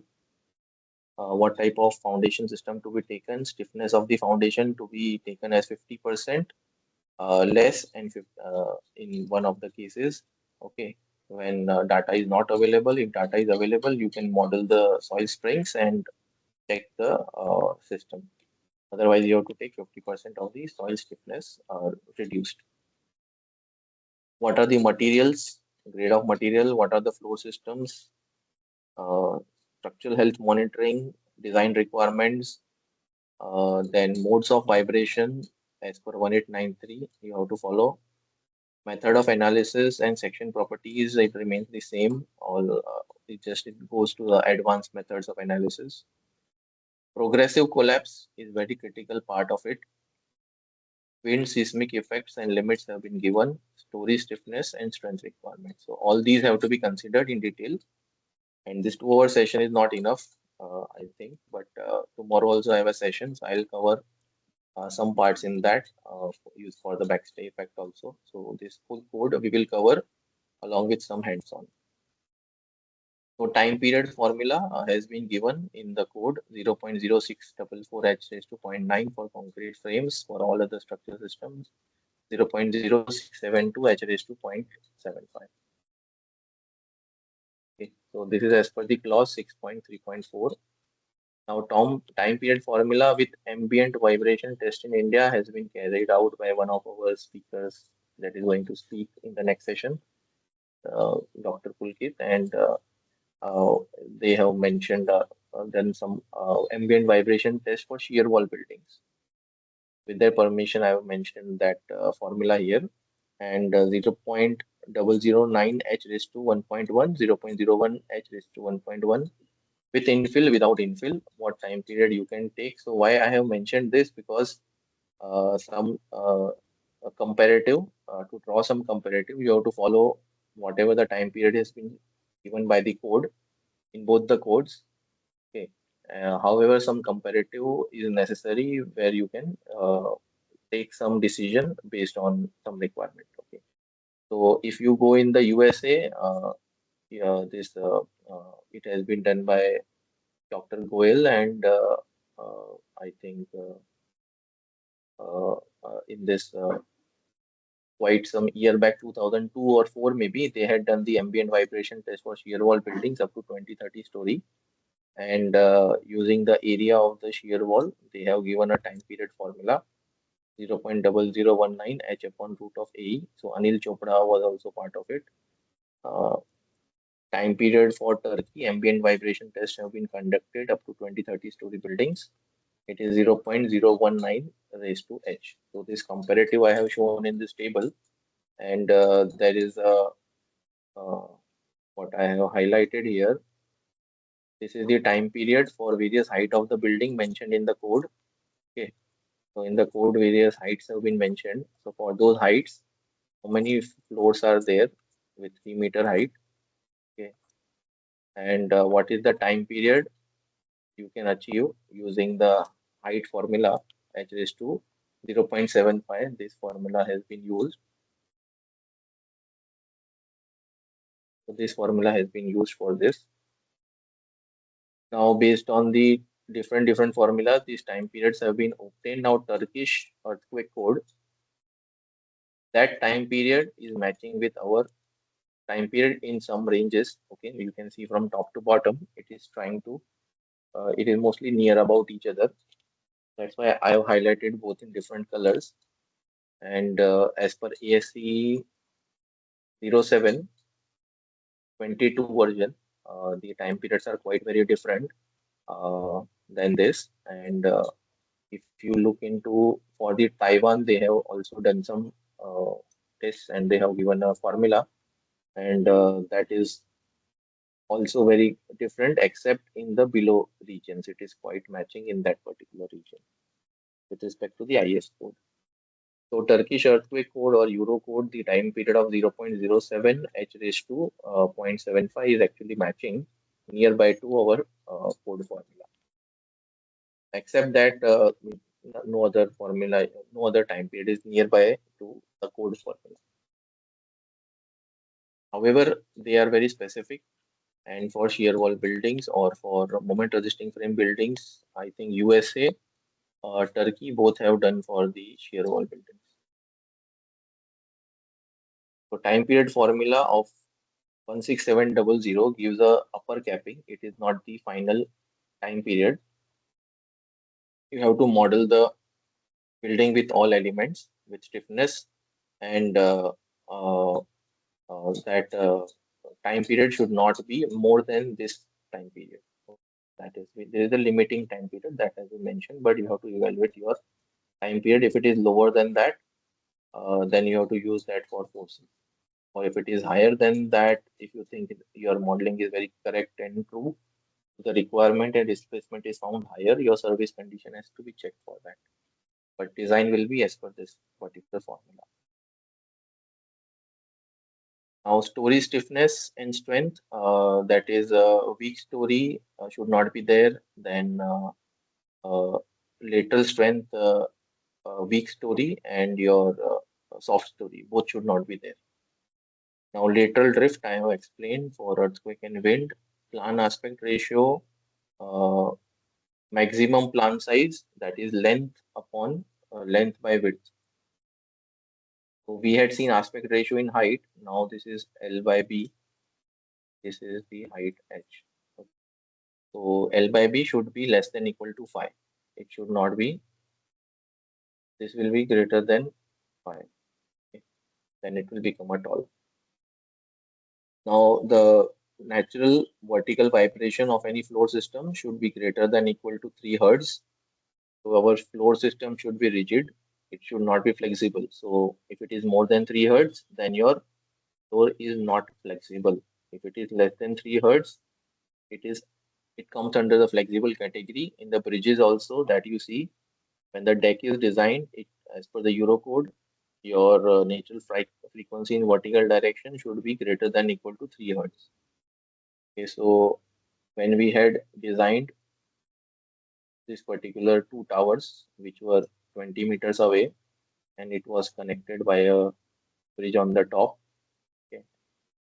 So we had kept the natural frequency as 4 Hertz for this particular bridge, so that it is a rigid floor system and it does not become flexible under wind actions or uh, does not become dynamically unstable. So this reference has to with respect to the bridge designs. Okay, so your floor should not be flexible. It should be rigid and your natural vibration of the floor should be greater than 3 Hertz. Now concrete grade, which is very critical. I would request you to go through this very easy, very deeply. It is not that easy to understand until you have the good exposure. But let me cover important points only. So minimum M30, maximum M70. So this is the tensile strength. Now why tensile strength has been mentioned? Because your formwork, when it is removed, which day to be removed. So there is a cycle time. So for faster construction, 10-day cycle time, if that is the target given to you, or 7-day cycle time is very difficult. But 10-day is now becoming normal. So in 10-day, each floor has to be completed, and next day this my1 shuttering will go to the next floor.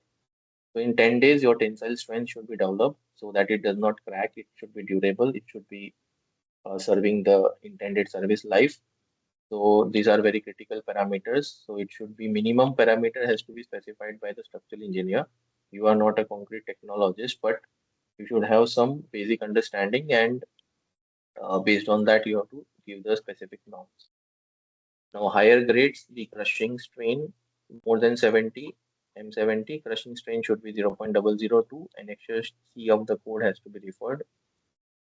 Ready mix concrete M45 to M70 will benefit because it will reduce your stresses, and also uh, let's say it is more durable, this grade of concrete. So when you are going with RMC, you should target M45 to M70.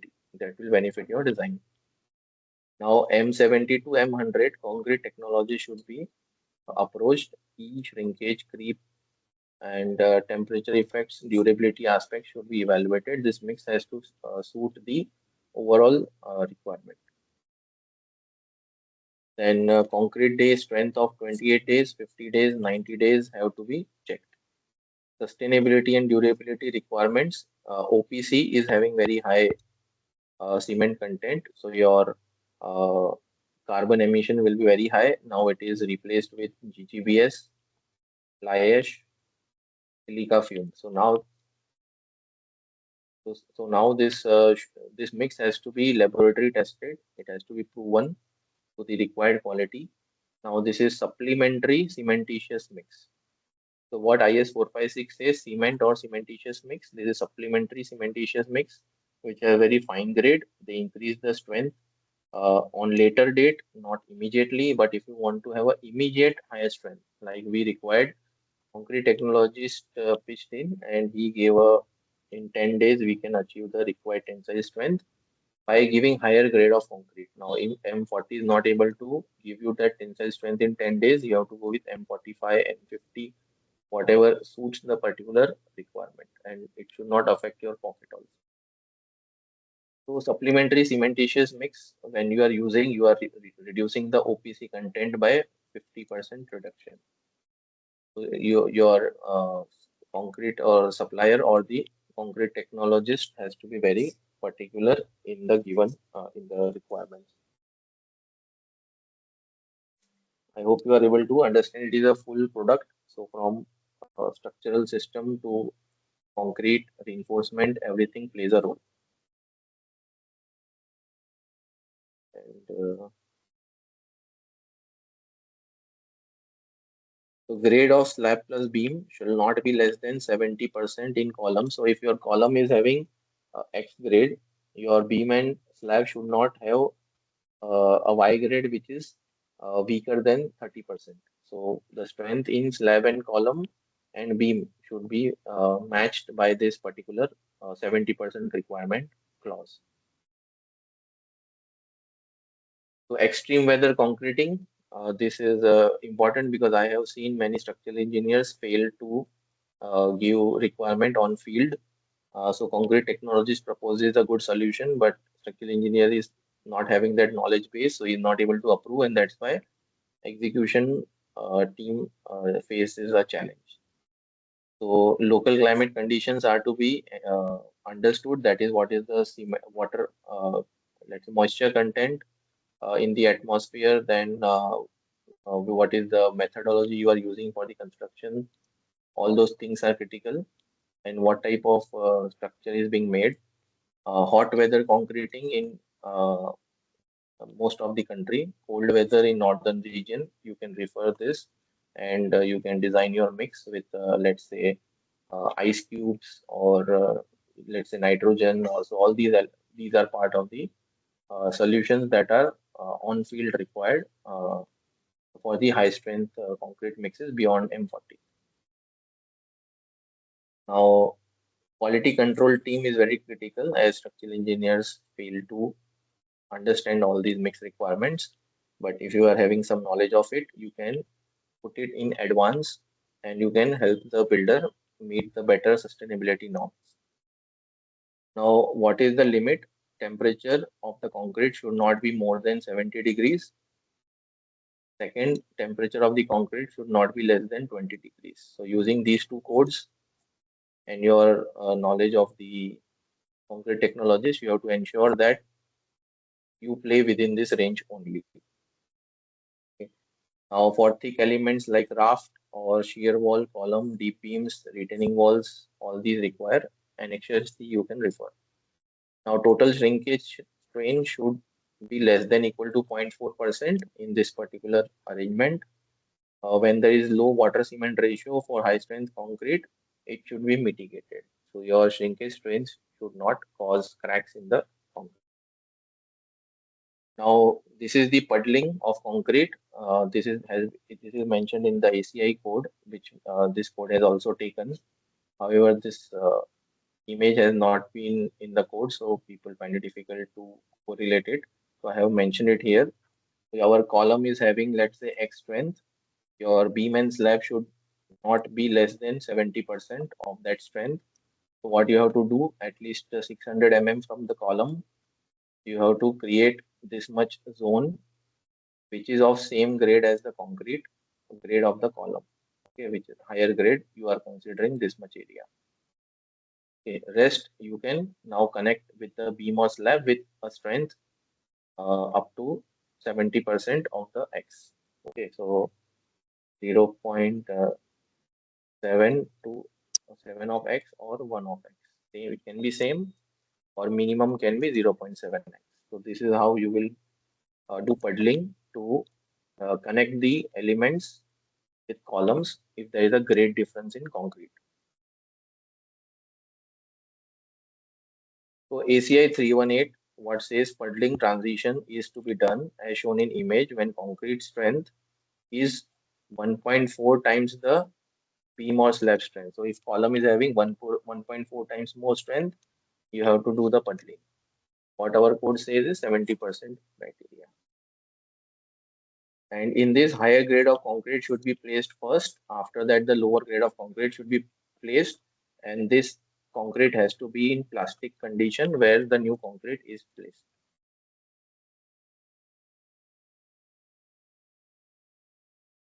Now reinforcement, it is same. Elongation has to be 14.5%. 13920 is to be followed. Now what I have added is superductile rebars. Now in high seismic countries, superductile rebars are proposed in the code. In India, a new proposition has been made by Tata Tiscon with 500 Fe 500 superductile in nature. So USA, Japan, New Zealand have this in their codes. In this, the ratio of the ultimate to yield strength is 15 to 30% higher as compared to regular. So after necking, okay, like necking in the reinforcement, it happens. So once the necking happens, after that only this cup cone failure happens. So this necking will be delayed. Once this necking is delayed, your failure happens on a after some more time.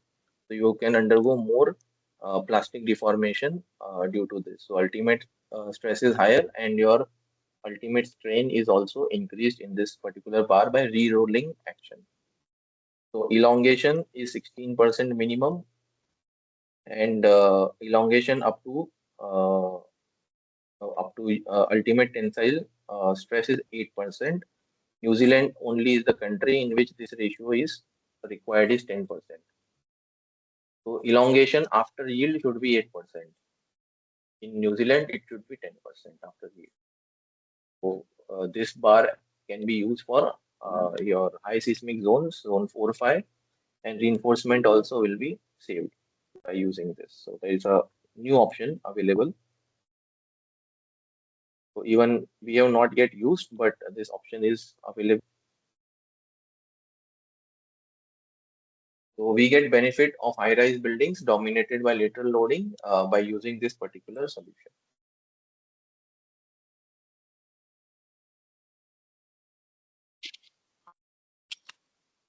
Can you hear me? No. Yes, sir. Yes. Now, very important part, progressive collapse or the distortion failure related to structural integrity should be high. Accepted, the structural behavior should be acceptable after the removal of the key element. There should be a redundancy, so continuity, integrity. So that is where the progressive collapse uh, focuses more.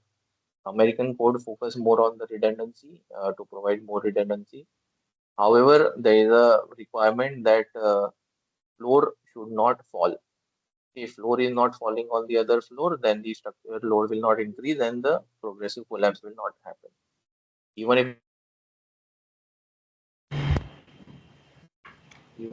the column is removed, I hope I'm audible still. Yes, sir, we can hear you. I think my earbud is discharged. Okay. So even if your column is removed, the float should not fall. That is the requirement placed in the progressive collapse. That is best case.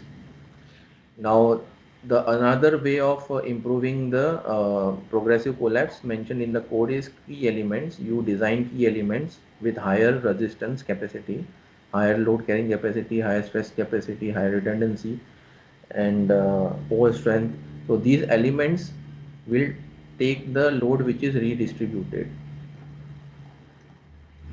Okay, so progressive collapse happens when one of the major element column gets removed. When that gets removed, the key element, the force gets transferred to it and the stability maintains. So that is the one solution suggested by the IS 16700. And vertical and lateral resistance of key elements to be improved in many ways by using higher load factor and material factor. So you can improve the resistance of the key elements to take higher load effects and material factors. They must not yield before their designated ductile elements do. So these elements, key elements should not yield before the nearby elements are yielding. Okay. So that way you can protect that particular local arrangement by local strengthening rather than globally providing a redundancy. Okay. Which is very critical because this itself takes a different like session for progressive collapse or p delta analysis or nonlinear analysis, time history analysis. Now codal provision is everything, so I cannot explain everything, but I am trying to hit the points that will help you to go deeper into the requirements. Now adjoining members, two key members, how we are connecting it, we have an alternate load path, then the flow of forces will take place and stability will be maintained. So we have alternate load path, we have redundancy, we have local resistance. Three ways we can control progressive collapse of or the disproportionate collapse of the buildings. So GSA is the General Service Administration, Chapter 8. They have mentioned what is the progressive collapse, which is a situation where local failure of primary structural component leads to collapse of the adjoining members, which in turn leads to the additional collapse. So this word is critical, additional collapse, that from 10% damage, 90% structure failed. Okay, so that is the proportion of damage that occurred and proportion of response of damage that came from the structure. So that is called degree of progressivity in the collapse. That is how much was the action and how much was the outcome and how much was the action. So outcome collapse upon what was the action. So action was less, however it led to widespread collapse. So that way this progressive collapse has been defined, and various area has been proposed by GSA, like 3600 square meter square feet should not be uh, damaged after removal of the column. So your damage area is limited. It should not be a widespread damage. So what are the vulnerabilities for the building? Explosions or blasts all can happen. Mitigate the disproportionate collapse, and also area, uh, how much it is going to collapse has to be controlled. So what is the requirement on the shorter side of the building, on the longer side of the building, on the corner of the building and central position? You have to remove the columns and check whether the building is stable or not stable. That is the in general principle. However, complex analysis can take place for tall buildings. So you have to evaluate based on your understanding. No particular guideline is there for that. So you can give a redundancy, alternate load path, provide dampers, local resistance, interconnection or rigid connections. Continuity of the connections is very important. You can do the threat dependent analysis, like how much bomb blast is going to happen. You can do that analysis for that. or how much means whatever the action is there, you have to do threat dependent analysis. So all these would be required as a solution for progressive collapse uh, as part of the tall building report. So how progressive collapse started, maybe the time is less. I'll share the PPT. Maybe you can go through that. But what happened was in UK, this I think it is in UK, yeah, London. 22 Ronan Point apartment tower. You can see this full tower corner top to bottom. This is a disproportionate failure that happened because of the explosion on one of the stories at 13th floor. Okay, so a lady in the morning just light a matchstick and the gas explosion took place. The precast wall was damaged and it led to progressive collapse from that particular stage. So this was the first incident, or you can say major incident, that led to people think that how to control this progressive collapse. So loss of support at the, sorry, it is 18th floor, not 13th floor, it is 18th floor. So loss of support at the 18th floor caused the 22-story building corner to collapse. It is called a disproportionate failure. So there is a basics of progressive collapse by R. Shankar Nair. Okay, I'll share tomorrow in the group. If so, you should read through the basics of this very informative and critical document on the website of AISC. Now, second happened, there was a blast, domestic terrorism. Okay, so in 1995, Murray Federal Building, you can see a bomb blasted outside the building. Okay, using a truck. So truck just hit the column, and uh, this bombing destroyed only about 10% of the structure, while 90% was due to loss of continuity. Okay, so when you are giving widespread columns of 9 meter, 8 meter, 10 meter, or 12 meter, okay, so you should take care of the integrity once the column is removed, otherwise it will lead to progressive collapse or the total collapse of the structure or the major portion of the building. So that's why a large distance between the column has to be mitigated accordingly. So many people died. So column destruction, transfer girder failure, collapse of the above structure. So you can see all these collapse because the transfer girder had failed.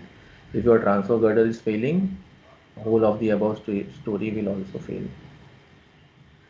So these two important case studies, many people after that, when the building was getting demolished, they studied the strains and now they are coming up with the guidelines. So wind effects already covered, so I will not cover. I will say that be more depth into wind studies. So I'll just mention two of the things. One is your desktop study. So whenever you are doing for tall building, so we also did for 100-meter building desktop study, not the wind tunnel study. Then there is a wind tunnel, and this is desktop study is basically simulation. Now this simulation happens in FEM software. These FEM softwares are, one is RWind and another is Abacus, in which the fluid mechanics softwares are there, in which the air is also a fluid. So based on that the analysis happens. Basically what you can see that wind when passes through a object, as I had explained, these eddies get generated, they give the impulse. As the height increase, this will give a impulse in this particular direction and including this direction, so this will lead to resonance condition. So there is a lock-in time period. Lock-in time period is the natural time period of the building. So if in within that time period, if the wind happens, then it will resonate the structure and it will be a very difficult condition to handle. So you have to find out the locking period, you have to find out the system, you have to find out what across wind this impulse is going to come and it should not resonate. Okay, this is very critical. So resonance is very important to handle in across wind direction. So most of the discomfort happens due to across wind action, not along wind action.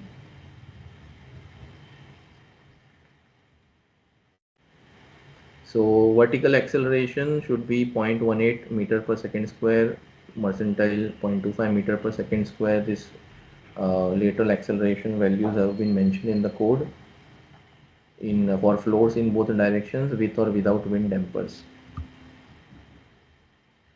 Now, site-specific wind tunnel studies is a very deep subject we cannot cover today, but these are required. One, it will reduce the cost of facade. You can optimize the facade design. What is the joints type? It is this. The cost is very different. So you have to. This wind tunnel studies can help reduce the cost of facade. Second, it can help to for comfort condition, wind comfort conditions for people. You can evaluate for that.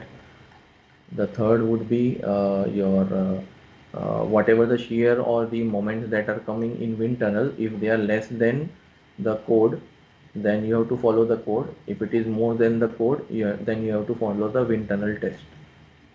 Okay, this is what the code says. So there should not be torsion due to the wind, and damping to be taken as 2%. And distribution of the base shear is better represented by wind tunnel studies. Now this is the graph that is showing this is the mean wind speed, and these are the turbulent. So wind is equal to wind static plus wind E comma Z, that is the dynamic plus static. Okay, now this dynamic action is represented by the small peaks that is happening. So it may happen in a year, it may happen in a 1 minute or second. So that is evaluated, and that becomes the part of your total wind load. Okay, so average wind is the static wind pressure plus the dynamic wind, which is called turbulence. So this has to be taken into consideration. So wind buffeting, vortex shedding, galloping, flutter. So all these words are very detailed. Best you can understand using the wind simulation videos. Okay, so vortex shedding I have explained to you. Now one more thing is there, positive and negative pressure on the building. So this direction, this is positive pressure, this much portion, this is negative, and this is negative pressures. So pressure and suction values have to be evaluated, and based on that the building has to be analyzed. And galloping, you can mostly see that the high tension wires of the this power this what we transmission line towers, due to wind action they are swaying like this. Okay, so this galloping type action will take place, that whole building will vertically behave in this particular manner. So that is not in all cases, but you have to evaluate. And fluttering happens to the slender pieces on the top also, like the spire on top of the tower. Okay, this is the steel spire that is on top of the tower, which may be of the, let's say, 20 or 15-meter height. So this flutter will lead to the what we say uh, it is in the elastic zone, but it will go under fatigue and it will fail. Okay, so this fatigue action can take place in tall buildings also. So building is fluttering or the non-structural part is fluttering, you have to check. So this was checked for, I think, one of the tall structures, and the design was changed for that. So lock-in period of the building should not interact with the dynamic winds to exclude the transverse wind direction. So if along wind, this transverse wind or across wind direction is to be controlled, then lock-in period you have to find, and it should not interact with the dynamic wind velocity. Otherwise, this transverse wind will lead to very adverse effects. So for that you may require a damper, or you may require different structural system, or you may have this what we say that evaluate the acceleration per floor and then decide what to do for it. So this is earthquake plus wind, both actions in Taipei 101. So I have been to this building on 90th floor. I could see the floor vibration, the whole floor was moving. So I was not having that much discomfort, but some were sensitive to that, and they were having discomfort in that particular zone. So here you can see there is a tune mass damper that has been put. You can see the outrigger system at each level. You can see, okay, belt truss is there, and these columns are composite in nature, and piles are I think 80-meter deep, with the pile capacity of more than 1000 metric ton vertical load, and wind to reduce 40% of the moment. So TMD 660 metric ton weight. Okay, so it is told that TMD should be by thumb rule 10% of the building weight, not more than that. So this is a thumb rule that has to be evaluated and checked for the buildings, and this has reduced the wind movement by 40% for this building, which is TMDs up to 6 floors, from 92nd to 88th floor. The TMD is hanging. So it was very fascinating to see this particular building, and it can take a typhoon of 134 miles per hour, earthquake 0.5 G in 2550 years return period, very high, rare seismic event they have considered. Now flexibility in the building reduces the earthquake, while rigidity increases the occupant comfort in the wind condition. So you have to match the two in this particular building. इससे भी तो बचना है So different ये तो type of बढ़िया facade has been provided of different color, double glazed, UV resistant, and it can sustain an impact of 7 metric ton load. And it can take displacement of 95 mm of the seismic lateral displacement. So this has been designed to take this particular displacement. So facade has been designed for 95 mm displacement. So now RWDI helped design these corners in the building, due to which the impact on the facade got reduced, and they could provide all these facade to the system. And it also has a 20 to 30% water demand it can serve by the recycling of water, roof and facade. And it is a platinum rated tall building, first platinum rated tall building in the world. Toshiba elevator is traveling at 60.6 km per hour speed. It was the fastest elevator in the world installed. So earthquake effects, I think it is means understood to be ductile, to be let's say drift controlled behavior has to be seen, and this mode shapes has to be controlled. First mode has to be 10% separated from second mode, and 10% separated from torsional mode. So torsional mode should be third mode, as the column is weak or the elements are weak in torsion. First resistance comes from the lateral force. So what estimation you are doing for the capacity of the elements is in x and y direction. You are not evaluating the moment capacity in torsion direction for the elements.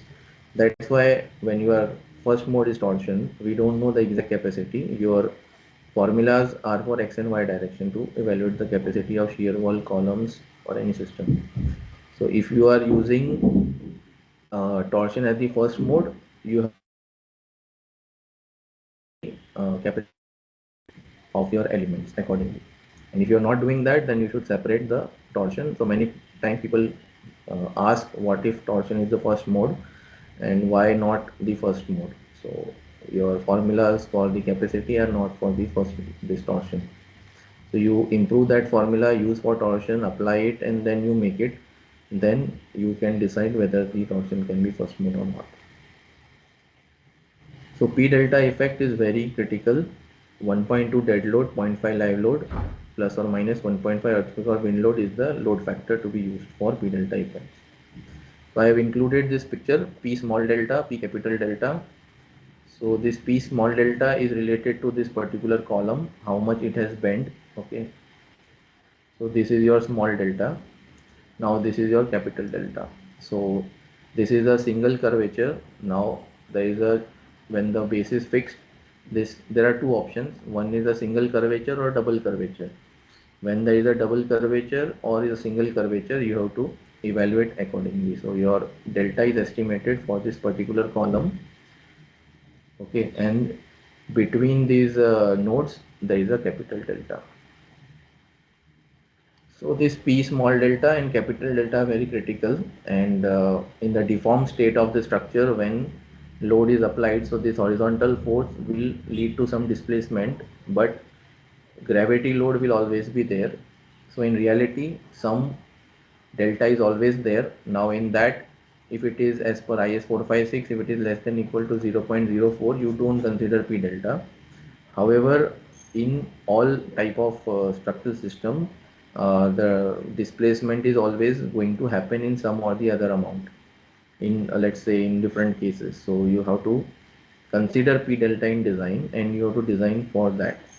It may occur or may not occur, but your design has to include, because lateral displacement will lead to a condition in which the structure is displaced and load is applied. It may be single curvature or double curvature. You have to check accordingly. So if your load is very high, it will be double curvature. Okay. So what load you are having from the top, that will decide for that purpose. Your horizontal load is less than P, or horizontal load is greater than P. Sorry, so swap the cases. So horizontal load is greater than P here. For this, horizontal load is less than P. So all these cases will give you stability, second order effect. This is linear second order analysis. Okay. So contributes to lateral resistance and dynamic instability, loss of lateral resistance, dynamic instability, and ratcheting of residual deformation. So residual deformations are also increased due to P delta. So effective lateral stiffness of the vertical elements. So what is the bottom line? Effective lateral stiffness of the vertical elements decrease. So your capacity is reduced. So now your force deformation curve was something like this. Now it has reduced and been something like this. So your capacity has reduced due to P delta effect, and stiffness is also reduced due to P delta effect.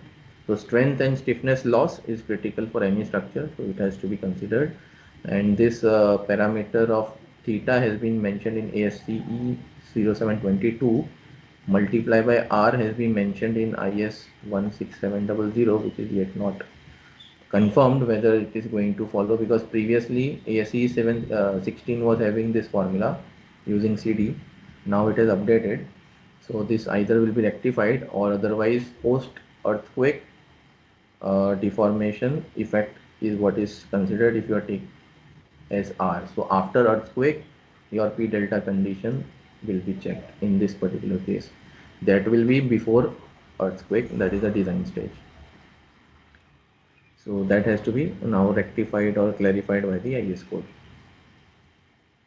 So non-code compliant buildings, geometric non-linearity, you have to consider material non-linearity, you have to consider modified stiffness using correct modifiers to be taken for earthquake loads, because in cyclic nature the cracks open, so I reduces, cracks close, I becomes normal, so in wind it will not affect. So slab beam columns, all bending elements will have this property to crack in cyclic nature of the earthquake. So that's why the I is reduced. However, in design you are considering the cracked I. So in design it is not changing, your analysis is only changing. So what you analyze, same you take the model for design.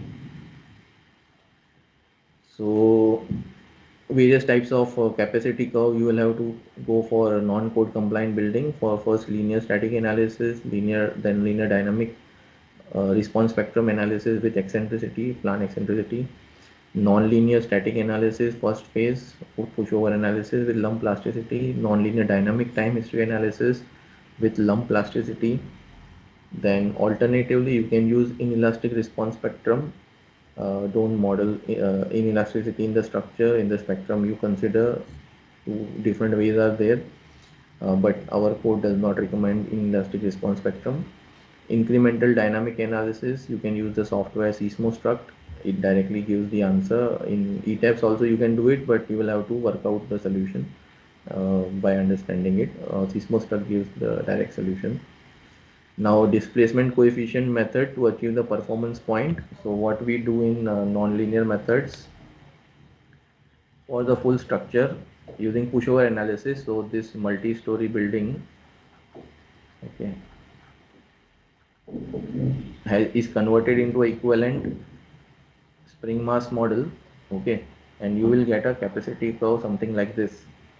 This is V versus displacement, base shear versus displacement, which will be converted into spectral acceleration and spectral displacement. You convert this curve into SAST curve, that is the by capacity spectrum method, but we are using the displacement coefficient method in which we will use V and D. Then we find the equivalent effective stiffness of this particular system, equivalent time period of this particular system, and we get a point, let's say this particular point, using the nonlinear factors of FEMA 450, 440, which is in ASC 41. They are there. So CD, C1, C2. So all these factors we will use. We will reach a performance point, and we will categorize whether it is operational performance, collapse performance, or life safety performance, or in between that. So all these things are critical when we do with the nonlinear analysis. So this is also a detailed session. So this is pushover analysis that we are discussing right now, which is handling over only the first mode, single degree of freedom system. And half an hour more, so let me close faster. Some parts I will cover tomorrow. Modeling I will not cover today, I'll cover tomorrow. Maybe we can take the questions, because modeling also you have gone through the session in the morning. I will take hands on tomorrow for the modeling part. Structural design, staircases have to be separate. If they are not within the structural wall, your staircases have to be modeled in the model, okay, if shear wall is not surrounding them. Multiple tall buildings connected on common podium, I will cover in second session. Thickness of the shear wall to be greater than 160 mm, or height of the story divided by 2, that much thickness of shear wall to be provided. So why that this is to be provided? Because single reinforcement or double reinforcement you are providing, and also your rigidity of the shear wall, which should not be more flexible. So IS 13920 covers only the slender walls. Now slender wall may not help you in all cases. Mostly the walls are slender only, but it may be flange. It is only rectangular shear wall that has been mentioned in IS 13920. We will be using mostly the flanged shear walls mentioned in ACI code. For flanged shear walls, you have to refer separate literature for that. So you can refer S-Wall software. You can download the trial version and you can see the report. It has a very detailed calculation as outcome, and it will help you step by step. S-Wall software. In zone 4 or 5, the shear wall or moment resisting frame not to be discontinued. It has to be continued from top to the foundation level. No, it should not rest on a brittle element or stiff element. So transfer girder should not be part of it. If opening in shear wall is less than 800 mm or 1/3 height, then stiffness is not reduced. More than that, the stiffness has to be reduced for the shear wall. Gravity columns in shear wall building shall be designed as per the requirements of deformation capacity in non-seismic regions as per 1893. So it will be displaced R times. Okay, so the displacement R time has to be taken by the gravity column, and gravity column is the column in which even after application of the lateral load, okay, so this is my building and there is a column inside of it. There are all structural arrangements outside. Whatever the shear force you are this lateral force you are applying, this column should not reach a lateral force to categorize as part of lateral resisting system. So lateral force contribution reaching this particular column will be very less. then only the gravity load will govern the design. Lateral force will not govern the design. So your arrangement has to be, stiffness distribution has to be very particular to categorize it as a gravity column. So beams and columns having high vertical loads not to be supported on coupling beams. So coupling beams are very brittle, okay, and they are going to be ductile, and they deform under lateral load, crack. So heavy beams and columns should not be supported on the coupling beams. And reinforcement ratio of the coupling beam has been mentioned in table 7. So length upon depth ratio, your 0.6 to 1.5% based on that different ratios. It has been less than 1 to 2 value. You can see table number 7. So reinforcement details are there. So these reinforcement details you should evaluate what will happen if 0.6 is there, 1.5 is there, why these values have come, why 1.5 maximum for 1.5 to 2, ls by d if it is 1.5 to 2, why 1.5 has been proposed, why it is so. If ratio is higher, why higher reinforcement is required. So length is more, diameter is less, depth is less, that's why your reinforcement is keeping on increasing. Now how that happens is very critical. Why 1.5 only? So maximum reinforcement, not minimum, has been stipulated by IS code. So all these parameters have to be evaluated on your front before application. Otherwise the answer means when you are defending your own design, you will not be having right answers at that time. So shear wall minimum 0.4% steel, transverse steel is 0.25% minimum. Two curtain shear wall to be provided. Openings have to be centered and vertical. It should not be off center. It should not be in a corner or in a haphazard random manner. It should be in a particular verticality in all floors. So all floors opening should not be disoriented. It should go in a one vertical line and not major difference in the opening.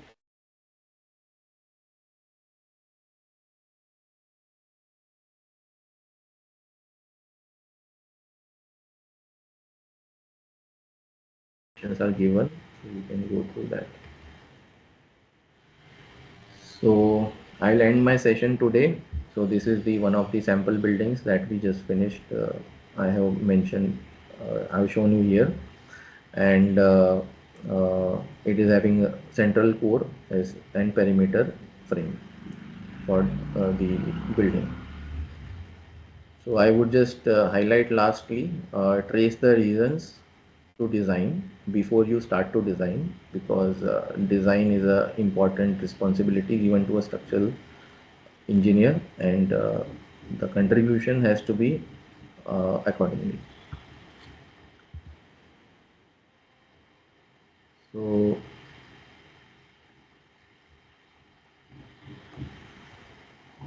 yeah, Nikhil.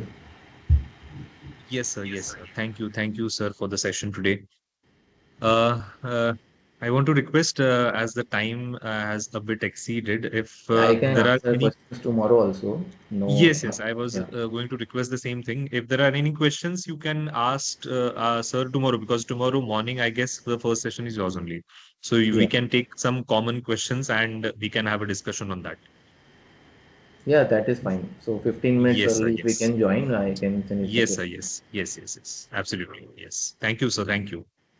Yeah, thank you. So I hope I was able to just uh, justify the reasons behind the codal requirements, and the impetus has to be on the structural engineer to understand the code requirements before using it. So that was the agenda, to keep it forward.